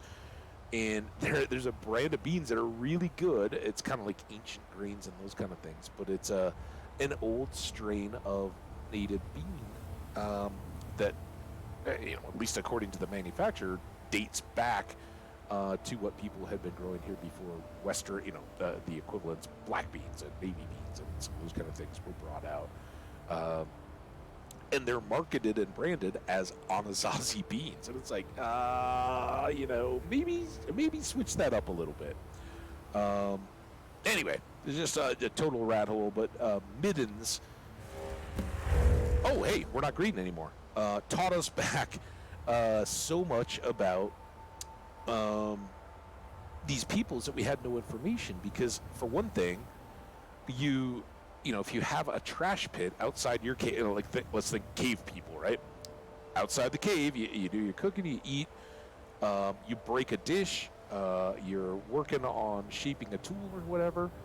All that trash gets swept or tossed or otherwise gathered and thrown in a pit. And just like today, if you leave that sitting out in the sun, it immediately begins to stink, and you don't want that. So as you're tossing things out there, you're also continuously putting layers of dirt over the top to keep the smell down, and keep animals out of it for the most part and all that. But ultimately, you end up leaving a lot of data about what you were doing. The things that you're throwing away, even while broken and fragmentary, tell you a lot about what their diet was, what the level of tools and technology were, because you find the broken spear handle, right? You may find how it had been shaped, or the chips, or the failed back, going back to Mesolithic peoples, right? If you're carving a hand axe and you chip off the stone incorrectly, you're going to toss that one away and start again, right? And all the scraps and all that. So you, through the stuff that didn't work, you find out what they were trying to achieve, and that goes back to Neanderthal and Homo habilis, some of the very early, latest of the proto-humans, who, while beginning to manipulate their environment, make tools and things to improve their life, using fire to cook food and all that, they were also not at our cognitive level. At least this is posited based on the information, but there are massive middens of stone, like scrapers or sharp-edged stones, and the theories, at least the last that I've heard, were that these people could conceptualize the need of a tool and shaping of a stone to serve a purpose, but there was no retention or idea, so they ended up with these just mounds of thousands and tens of thousands of shaped stone tools, all very similar and all still likely effective, but they used it for its purpose and tossed it aside and made a new one the next time they had it. It was crazy. Absolutely fascinating. But again, another example of middens in that sense, all those tossed away tools. For much more recent civilizations, the Middens also have the leftovers or scraps, if you will. It's generally bone, right, at this point. But cracked bones where the marrow had been sucked out. Husks and seeds of fruits, or, I don't think so much rinds, but you would find, like, if you found a bunch of pits, you could know that maybe they had some version of plums or peaches or cherries or something like that growing around the area, or seeds, different things that indicated what berries or gathered materials they might have, and that has gone up exponentially in this time since I was a student and am now watching, because now there's so much more DNA analysis that's possible, so that what organic matter remains, whether it's a charred bone or just the residue or some still somehow hanging on bit of hide or cartilage or something like that. They can go in and extrapolate from the DNA not only much more detail about what types of species, but how far along the line of domestication they were, whether it was hunted or things like that. How if it was a cow, right? What modern cattle that had the most in common with it? Was it something there? It's fascinating how much we can do out of Midden. Anyway, the Midden is the cellar. So let's go. We got to go find the Augur of Dunland, and let's just throw a save on. Also, I don't think there's any further drawback to being green than that you're green. Like, I don't think that weakened us at all. This Midden is... Wow. Damn it. I didn't want the skull. I wanted the mushrooms. This is a bit of a maze, I think. In part because when we do get to Riften, we'll find that it's pretty similar. Wait. What? Oh. Is this our room, or is this the other one? What hall are we in? Yeah, this is where our room is. Okay, well that's easy access. Could I just come in here? A little shady that we have Mr. Deer Skeleton erected under our sleeping quarters, but it's Skyrim. Oh, who? Draugr?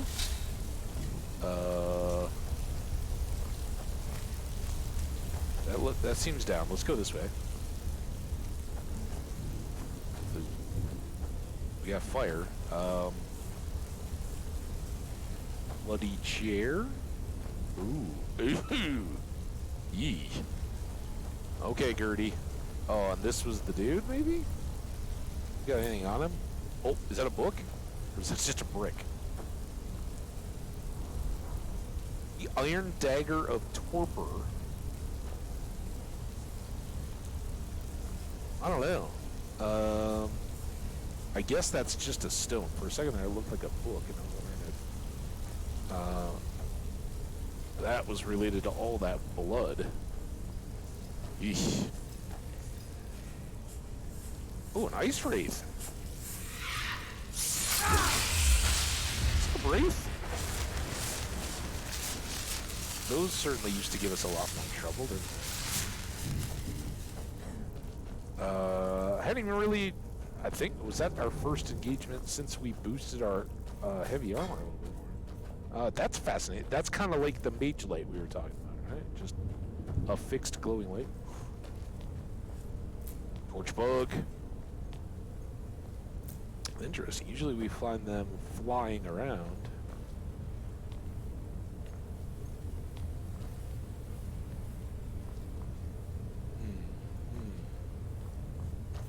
Oh. We got a book. Is this the Augur? Yes, please. And a ruby. All right. The Atronach Forge. Nephew, I apologize that I cannot see you personally before you leave. The trip from Sadrith Mora is treacherous this season, or I would have visited upon hearing the news. The Nords have a fine college at Winterhold, and I am sure you will excel. You may know that I, too, attended there. I was quite the conjuration adept in my own day. I'm sending you my notes on something called the Atronach Forge, a bit of a project of mine while at Winterhold. Mention nothing to the faculty, but ask your fellow pupils about a place called the Midden. You will find the forge there. I fear a number of my notes are missing, scattered, and lost in my travels around Skyrim. Perhaps you may stumble across these in your own adventures. Wow, a change of text. The Atronach Forge offers few clues as to who built it, and even fewer as to how to unlock its full potential. Only through blind experimentation and a few singed eyebrows have I been able to understand its function. So maybe this is the nephew or somebody else. The forge is mostly a large dais, almost crude of make, but emblazoned with the traditional Daedric rune. An offering box is attached, as well as a prominent lever. This dais also features a large setting which seems to have set to receive some large spherical object. I've had no luck determining what this missing object may be, however, or what effect it may have on the efficacy of the forge. The forge is activated by placing certain items into the offering box and then pulling the lever. The forge consumes the items and conjures something upon the dais. The conjuration can be predicted reliably if appropriate items are left in the box, but many combinations either have no effect or catastrophic reactions. Once I conjured a wild goat. Oh, at least most of the ghosts, at least. Experimenting widely with the forge is dangerous. I've recorded such recipes as I've discovered on the following pages. The simplest, yet perhaps most hazardous, stable recipe is that for a summoned Atronach. The conjured brutes will attack the first thing they see, however. Be ready to battle if you have reason to use these recipes. And there we go. We just picked up fire salts and a ruby, which summons a flame Atronach, a frost Atronach, frost salts and a sapphire, and storm Atronach, void salts and an amethyst. All right. Well, we've got. Oh wait, I should take that.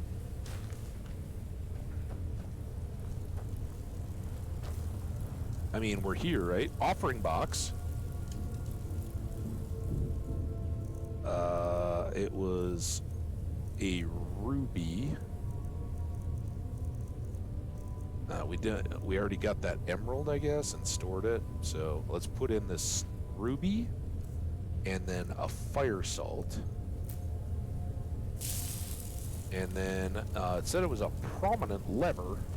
We see the lever? Oh, wait, there's a pedestal. Oh, that was the round thing. Some kind of a sphere? Do we have any spheres? Obviously not on us. I can think of one. I'm not going to mention it. I don't know. I never go. Oh, there's the handle. Just had to go further around. Gertie, you may want to watch out. Yeah, there's a certain spherical item that I would hazard we might be able to try, and it's not Meridia's Beacon. Something else, but I don't think we've encountered it yet. I think we might here not too long, but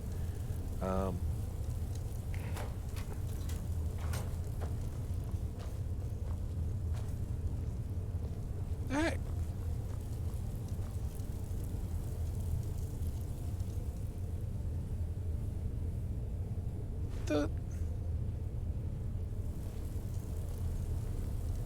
Gertie? Do I have to have a thing? The notes didn't say anything about what the thing was. I thought we would get like something better. Here we go. This is how I waste all the fire salts.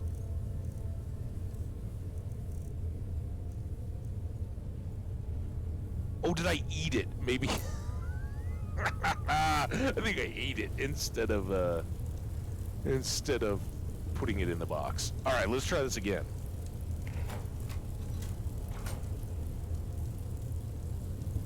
No. That time it used... I don't get it. All right, so we need a thing. I have an idea. I've never really messed around with this. I mean, it's kind of like this. Do we need to just stand here and summon and then fight Atronachs all day? Maybe there's a lot more to it. You know I'm grabbing that.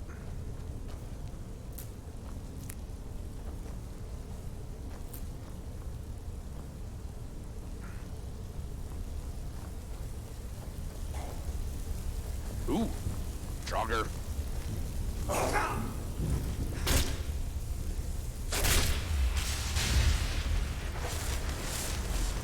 It's nice to get back to some Draugr. We need some souls. So I guess that's where we came in. Maybe this is a shortcut for the future. I don't know if we'll be coming back down here. Just empties. Remember what our Dungeons of Dreadmore taught us, that wizards are... Wait, we just came in from here. Wizards are all drunks. The wizardly empties are the midden dark. Boom, boom, boom. Huh? Huh? Ooh. Ooh. Oh, get a wraith. Hi, Wraith. Bye, Wraith.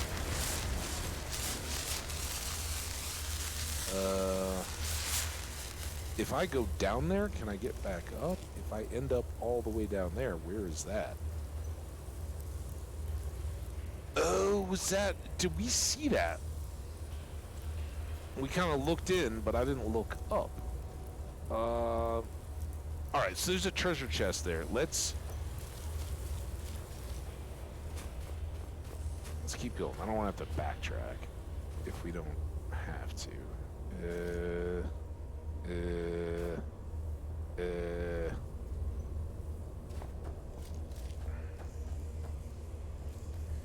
This is probably going to take us down to the bottom of the thing. Your perseverance will only lead to disappointments. Still, you persist. Very well. You may enter. That wasn't very much persistence. Whoa. Oh, my goodness. Wow. Sunglass warning, huh? Hi. Thingy. Hey, it's the Augur. Hi, Augur of Dunlane. So you're the Augur? I am that which you have been seeking. Oh, wow, you're really bored, aren't you? Your efforts are in vain. It has already begun. What has? Those who have sent you have not told you what they seek. What you seek. Wait, the Psijics? You seek that which all who wield magic seek. Knowledge. Well, I guess that's true. Fair. You shall find this. Knowledge will corrupt. It will destroy. It will consume.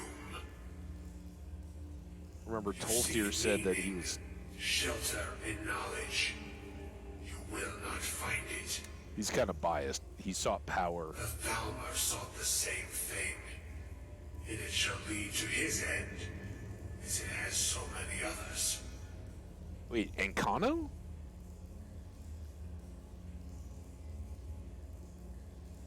I'm not the...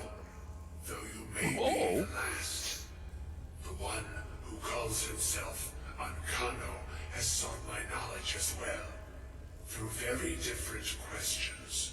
I haven't really even asked you a question yet, Your dude. path differs from most. You are being guided, pushed towards something. Am I now? It is a good path, one untraveled by many. It is a path that can save your college. I will tell you what you need to know to follow it further. Okay. You, and those aiding you, wish to know more about the Eye of Magnus. Mm-hmm. You wish to avoid a disaster of which you are not yet aware. Everybody keeps talking about that, but never To detailed. see through Magnus's eye without being blinded, you require his staff. Can we just break it? Events now spiral quickly towards the inevitable center. So you must act with haste. Take this knowledge to your Archmage. Find the augur, report to Savos Arim. Oh my gosh. Alright, well, that didn't answer much. We didn't even really ask a question, did we, Gertie? Gertie? Uh-oh. Gertie? Did the eye or the augur take Gertie? Oh crap. Gertie? Gertie never had antlers, did she? This isn't good. Where did my Gertie go? Where can she be? She fall off? The Ice Wraith get her? Usually she's running with a torch. Ooh.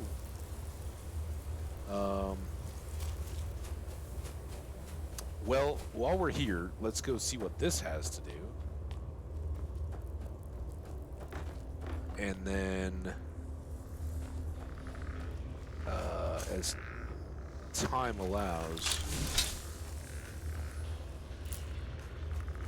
go back to that chest. Look. D. Rerum Diurnus? Oh, hang on. No books for their skellies.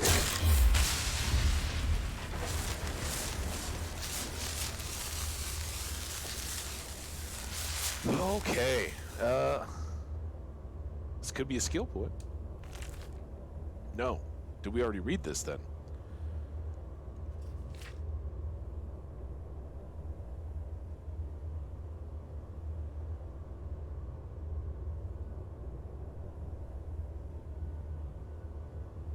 I'm just reading quietly here. Is this one that we read? I'm 611 years old. I have never had children of my own, but I have many nieces and nephews and cousins who have been raised with the tales and traditions of our ancient, illustrious, and occasionally notorious clan, the Dureni. Few families in Tamriel can boast so many famous figures wielding so much power over the fate of so many. Our warriors and kings are the stuff of legend, and it is not to dismiss their honor and their achievements to say you have heard quite enough about them. I myself have never picked up a sword or written important law, but I am part of a lesser-known but still important Dureni tradition, the Way of the Wizard. My own autobiography would be of little interest to posterity, though my nephews, nieces, and cousins indulge me to tell wild tales of life in the chaotic second era of Tamriel. But I have a few ancestors whose stories should be told. They may have changed history as we know it, as dramatically as my better-known relatives, but their names are in danger of being forgotten. I certainly remember this. I don't remember reading it on stream, so that's why I'm just going through quickly. I'm guessing we'll probably find that I did, but I think this one was an alchemy skill point. Most recently, Lysandus, the king of Daggerfall, was able to conquer his ancient enemies of Sentinel, in part thanks to his court sorceress, Medora Dureni. Her grandfather, Javron Dureni, was an imperial battle mage to the court of the Dunmer Empress of Tamriel, Kataria, assisting her in creating a peace in a time of turmoil. Her great-great-grandfather, Peladil Dureni, had a similar role with the first potentate and encouraged the Guild Act, without which we would not have all the professional organizations we have today. His ancestor, many times back, was the witch Raven Dureni, who, with her better-known cousins Aiden and Rayan, brought to an end the tyranny of the latter Alessian Empire. Before the Sigics of Artaeum, it is said, she created the art of enchantment, learning how to bind a soul into a gem and use that to ensorcel all manners of weaponry.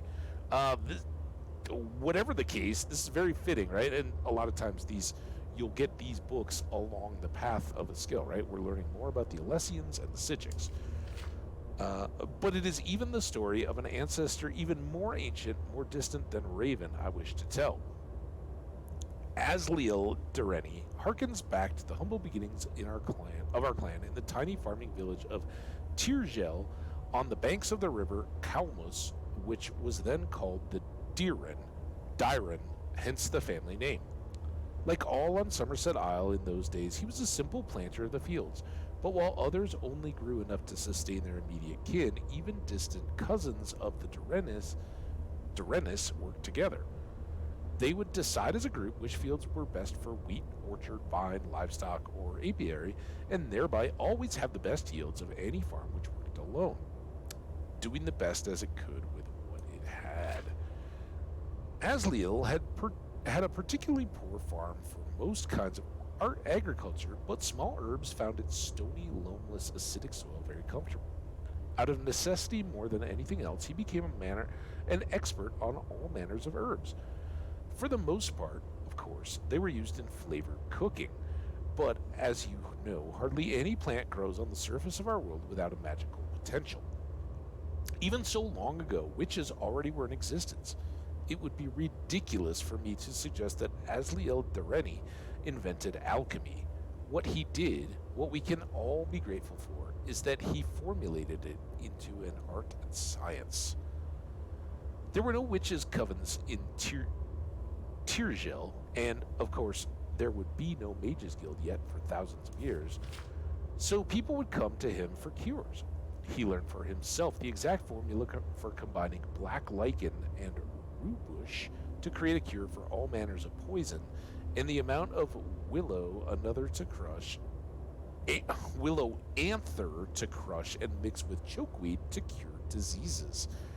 There were few much greater threats in Tirgel in those peaceful days than disease or accidental poisonings. Yes, there were some dark forces in the wilderness, trolls, chimera, the occasional malevolent fairy folk, and will-o'-the-wisp, but even the youngest, most foolish Altmer knew how to avoid them. There were, however, a few unusual threats which Asliel had a hand in defeating. One of the tales told of him that I believe to be true is how he was brought a young niece who had been suffering from an unknown disease. Despite his ministration, she grew weaker and weaker every morning. Finally, he gave her a bitter-tasting drink, and the next morning, ashes were found all around her bed. A vampire had been feeding on the poor girl, but Asliel's potion had turned her very blood into poison without harming her in the least. If only this formula had not been lost in the mists of history. Shame indeed. This would have been enough to make him a minor but significant figure in the annals of early Somerset, but at that point in history, a barbarian tribe called the Lochvar had found their way down the Dyren River and recognized Tirgel as a rich target for the raids. The Dureni, not being warriors yet but simple farmers, were helpless and could only flee and watch the Lochvar take the best of their crops raid after raid. Asliel, however, had been experimenting with the vampire dust and brought his cousins to him with a plan. The next time that the Lochvar were sighted on the Dyren, the word went out and all the most able-bodied came to Asliel's laboratory. When the barbarians arrived in Tirgel, they found the farms deserted and assumed that all had fled as usual. As they set about stealing the bounty, they suddenly found themselves under attack by invisible forces. Believing the Dureni farms to be haunted, they ran away very quickly. They attempted a few more raids, for their greed would always eventually overpower their fear, and each time they were set upon by attackers who they could not see. As barbaric as they were not stupid, and they changed their mind about the source of their defeat. It could not be that the farms were haunted, because the crops were still being tended and harvested, and the animals seemed to show no fear. The Lochvar decided to send a scout to the farm to see if he could spy their secrets. The scout sent back word to the Lochvar that the Dureni farms were populated with flesh and blood, entirely visible Altmer. He continued to watch as his barbarian cohorts moved down the river, and he saw the elderly and children flee for the hills while the able-bodied farmers and their wives went to Asliel's laboratory. He saw them go in, he saw no one come out. As usual, the Lochvar were repelled by invisible forces but their scouts soon told them what he saw happening in the laboratory. The next night, 2 of the Lokvar approached Azrael's farm very stealthily and managed to kidnap him without alerting the rest of the Durrani. The Lokvar chieftain, knowing that the farmers could no longer count on the alchemist to make them invisible, considered an immediate attack on the farms. But he was a vengeful sort, and he felt he had been humiliated by these simple farmers. A crafty plan emerged in his mind. What if the Durrani, who always saw his barbarian tribe coming for once, did not? Imagine the slaughter if no one had a chance to flee.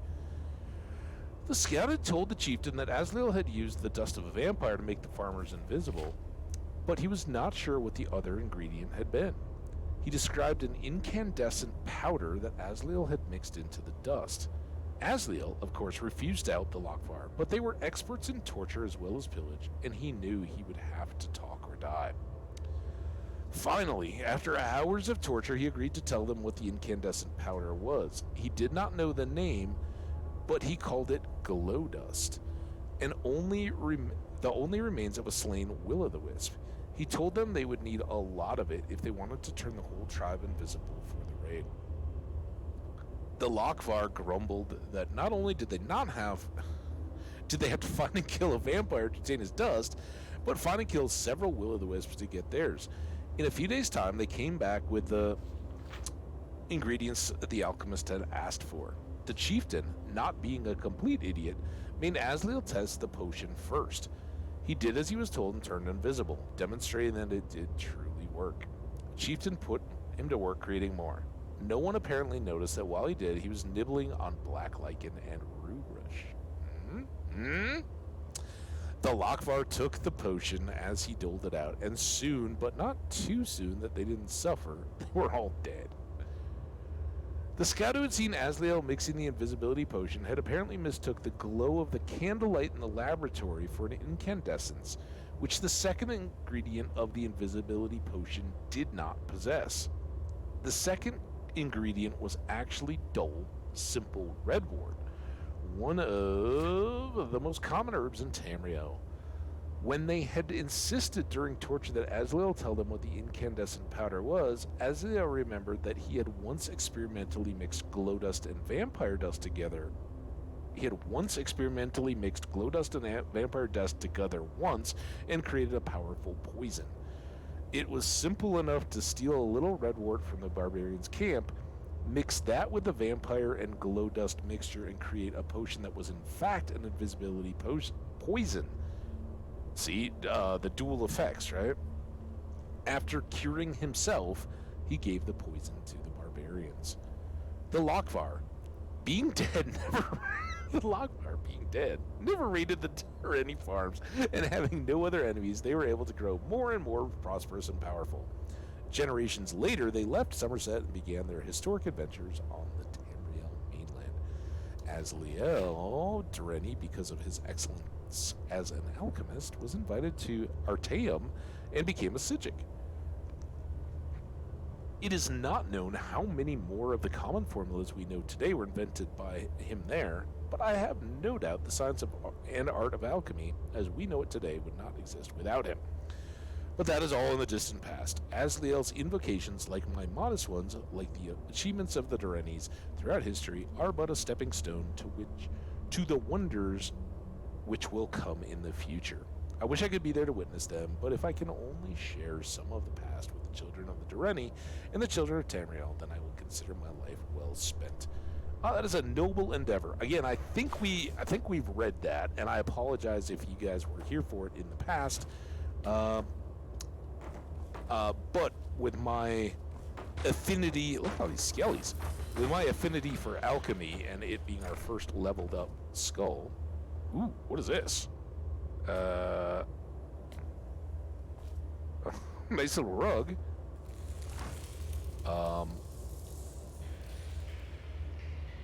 Activate. Oh, okay, so this is the. We already saw on the Atronach forge that this is the rune for the Daedra. We have ring fingers. Is there a guidebook to whatever this little gem is? Yes. The Midden Incident Report. Oh, and there's a key, too. The missing students were found in the Midden this morning, dead, as expected. None of us bothered keeping a detect life charm for the search at this point. The bodies were found together, each suffering the same deformities. Peeled and bubbling skin on the arms and face. Conjurer's burn, as it's commonly referred to around the college. There's little doubt they were attempting a summoning ritual well beyond their capabilities. The relic nearby put any doubt in this theory to rest. I admit I've never seen one like it. A large, segmented sculpture of a gauntlet, the Daedric sigil, there we go, emblazoned upon its palm. Attempts to move it were in vain. I must show it to Archmage Sedoth during his upcoming visit. Perhaps he will know more.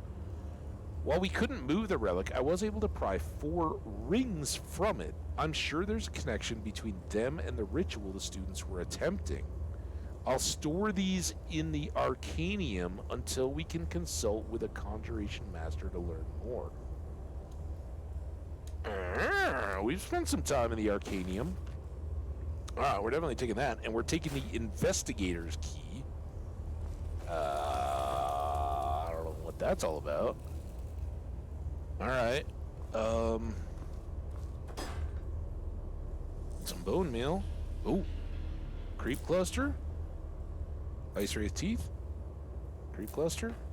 Fire cells. Don't think we need a big old leg bone. Anything in this count? Okay. One-way trip, I guess, huh?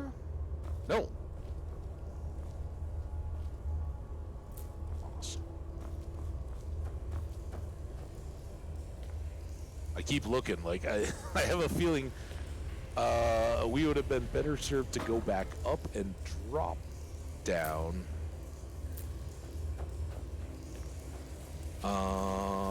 Because this seems like it's going to be... We're going to be down at the bottom of that pit. Just have to turn around anyway,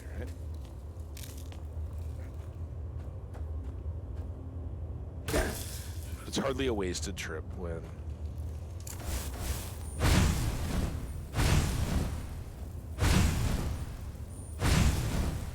Take that, you spider webs.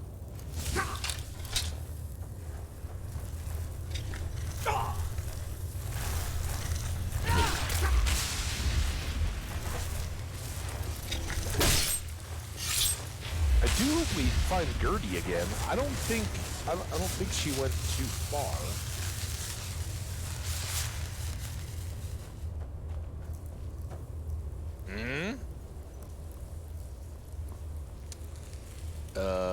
I'm gonna guess we can't get up to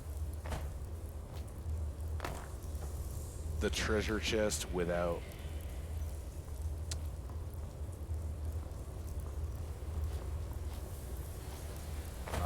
dropping off the bridge, right?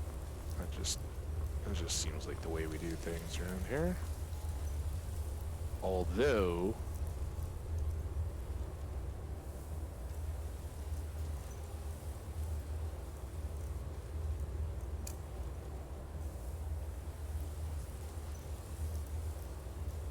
ready? What? No! Oh! Aha!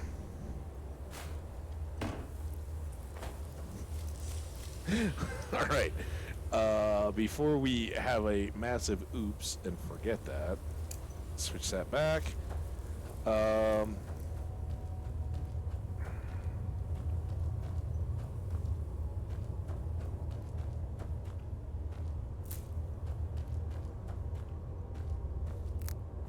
Is this the way we came in here?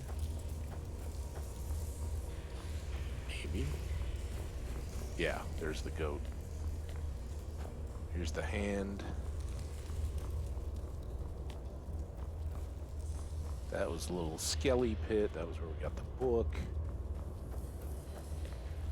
There's a hole here. I jumped. Like to get out now. I am curious whether or not we will... that was where what's-his-face was, right? I think we came in and faced these two, went that way, talked to the augur, then went up there. At some point along the way, we lost Gertie. She doesn't seem to be at the bottom of the hole, though. So maybe... Ooh, that's kind of morbid. I mean, it's decorative, but... Eesh. Hey, there you are. What's up, Gertie? Scary down here, huh? Okay. Up. Up and on.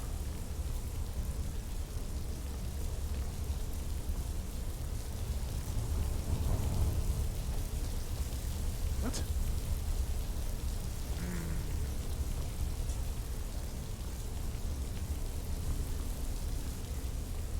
This is when it starts to get mazy. That's where we just came from, right? So let's go this way. How about?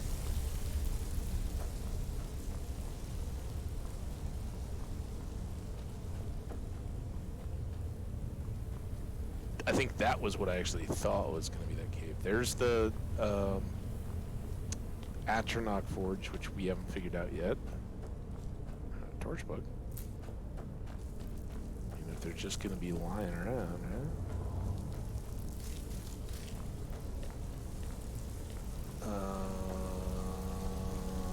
That was the dead guy coming out of the thing. There's the window we were just looking up at. We're getting there. Almost there. Oh, this is fantastic. We're actually going back inside. Wow, look at the followers. You guys are awesome. Makes me wonder how many people might have been trying to chat to me. It's been very quiet in here, but I notice the follower count has gone up 2 in the course of doing this. So, yeah. But as all good things do, this stream, I really need to put that away. Oh, I thought for a second that was another... There are few places where one can pursue my type of work without fear of persecution. I'm working on some very Are these guys research, brothers? I assure you. What is your name? Phineas Gester. It's just a misunderstanding, no matter what the guards claim. They look so close. Where is my room?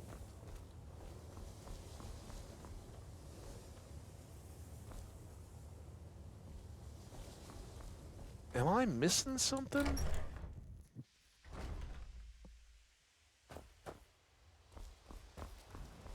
Well, it was the wrong one. What? Oh, that's probably the talk to the green girl.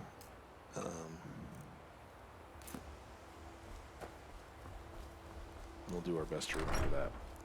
So here we go, guys. I've got...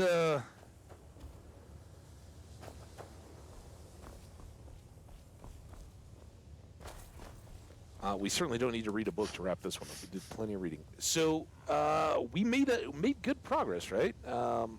We found out we needed to get books. We went and got the books.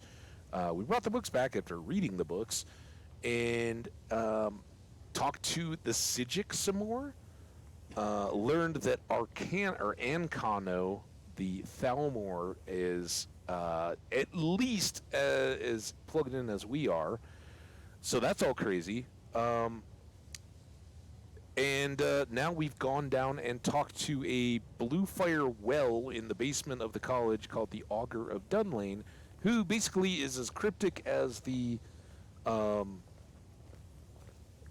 Psijics have been.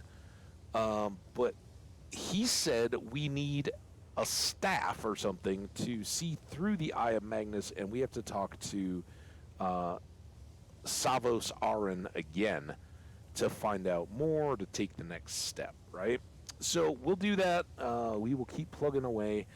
Anybody who's watching the VOD or wasn't here or joined late in the chat, first of all, I apologize. I was very hot and, started the stream dropping an F-bomb. I was very frustrated. I don't know. I've cooled off, certainly. Streaming helps that.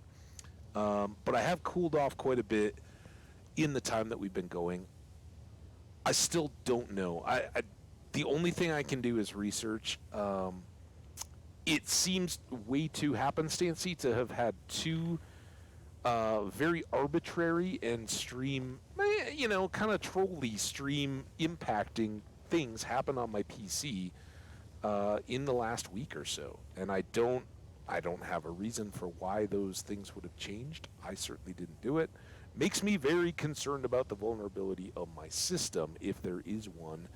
And as much as I love all you guys, and as much as I hate to be limited when it comes to some of my wonderful folks that have supported me in these chats and with the views and comments and everything for as long as they have, we, depending on what I find in the next little bit, I may need to take another break just to lock things down. So Skash, Mel, Mayron's Dagon, other 2 new followers. If I'm missing your chat messages here, I apologize. I don't know why the stream stopped updating, if in fact that's what happened, but I didn't get new follower notifications in my activity feed, which makes me wonder if I was missing chat messages as well. Hope not, but I hope I was, right? I hope you guys were in here saying how awesome a time you were having, that you enjoyed the stories and the adventuring. I know I did.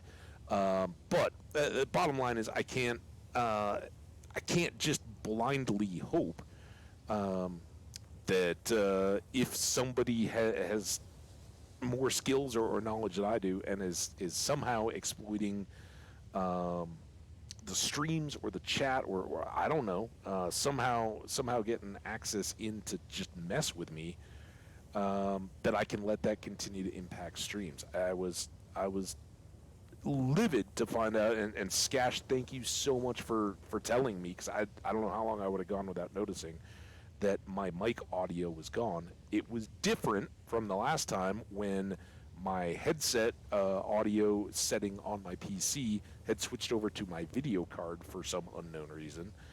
And this time it was OBS that had deselected, it was like right there when I went into audio settings, it was like input, mic, and it was deselected. There was nothing there. So I had to reset back in my headset, but that should have never gone away. I don't know. Sketchy, unsettling, makes me, man, it just puts a dark shadow over all that we do here. And again, all I've ever asked for you guys is to be cool in the chat, get to know each other, enjoy yourselves, have a good time, and make this a fun place to hang out. And yet now here I am, questioning if I'm getting messed with. So I don't know.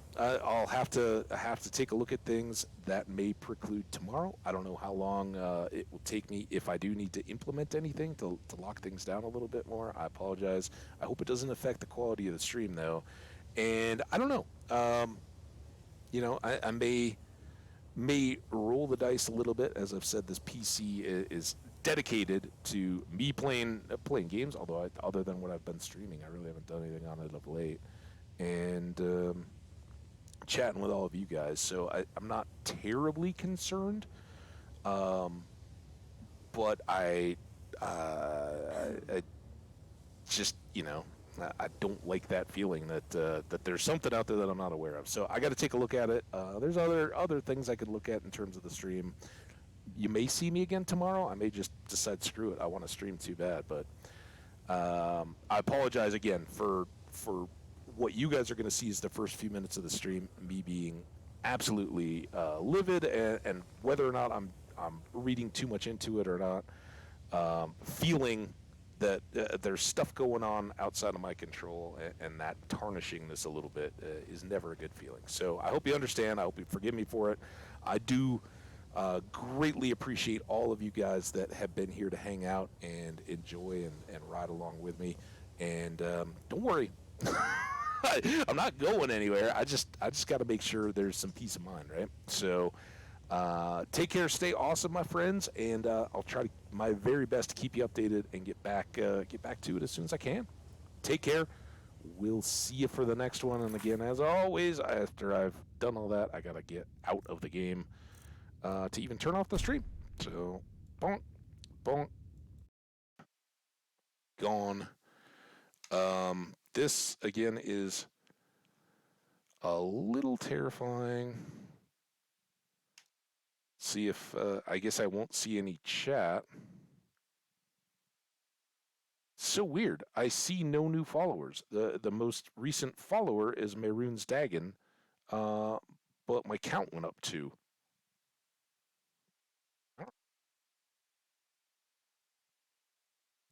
Strange things afoot, my friends. Anyway, take care, stay awesome. We will see you next time. I appreciate you. Bye bye for now. And if you're watching the VODs, like, comment, subscribe. Always appreciate it. Bye now.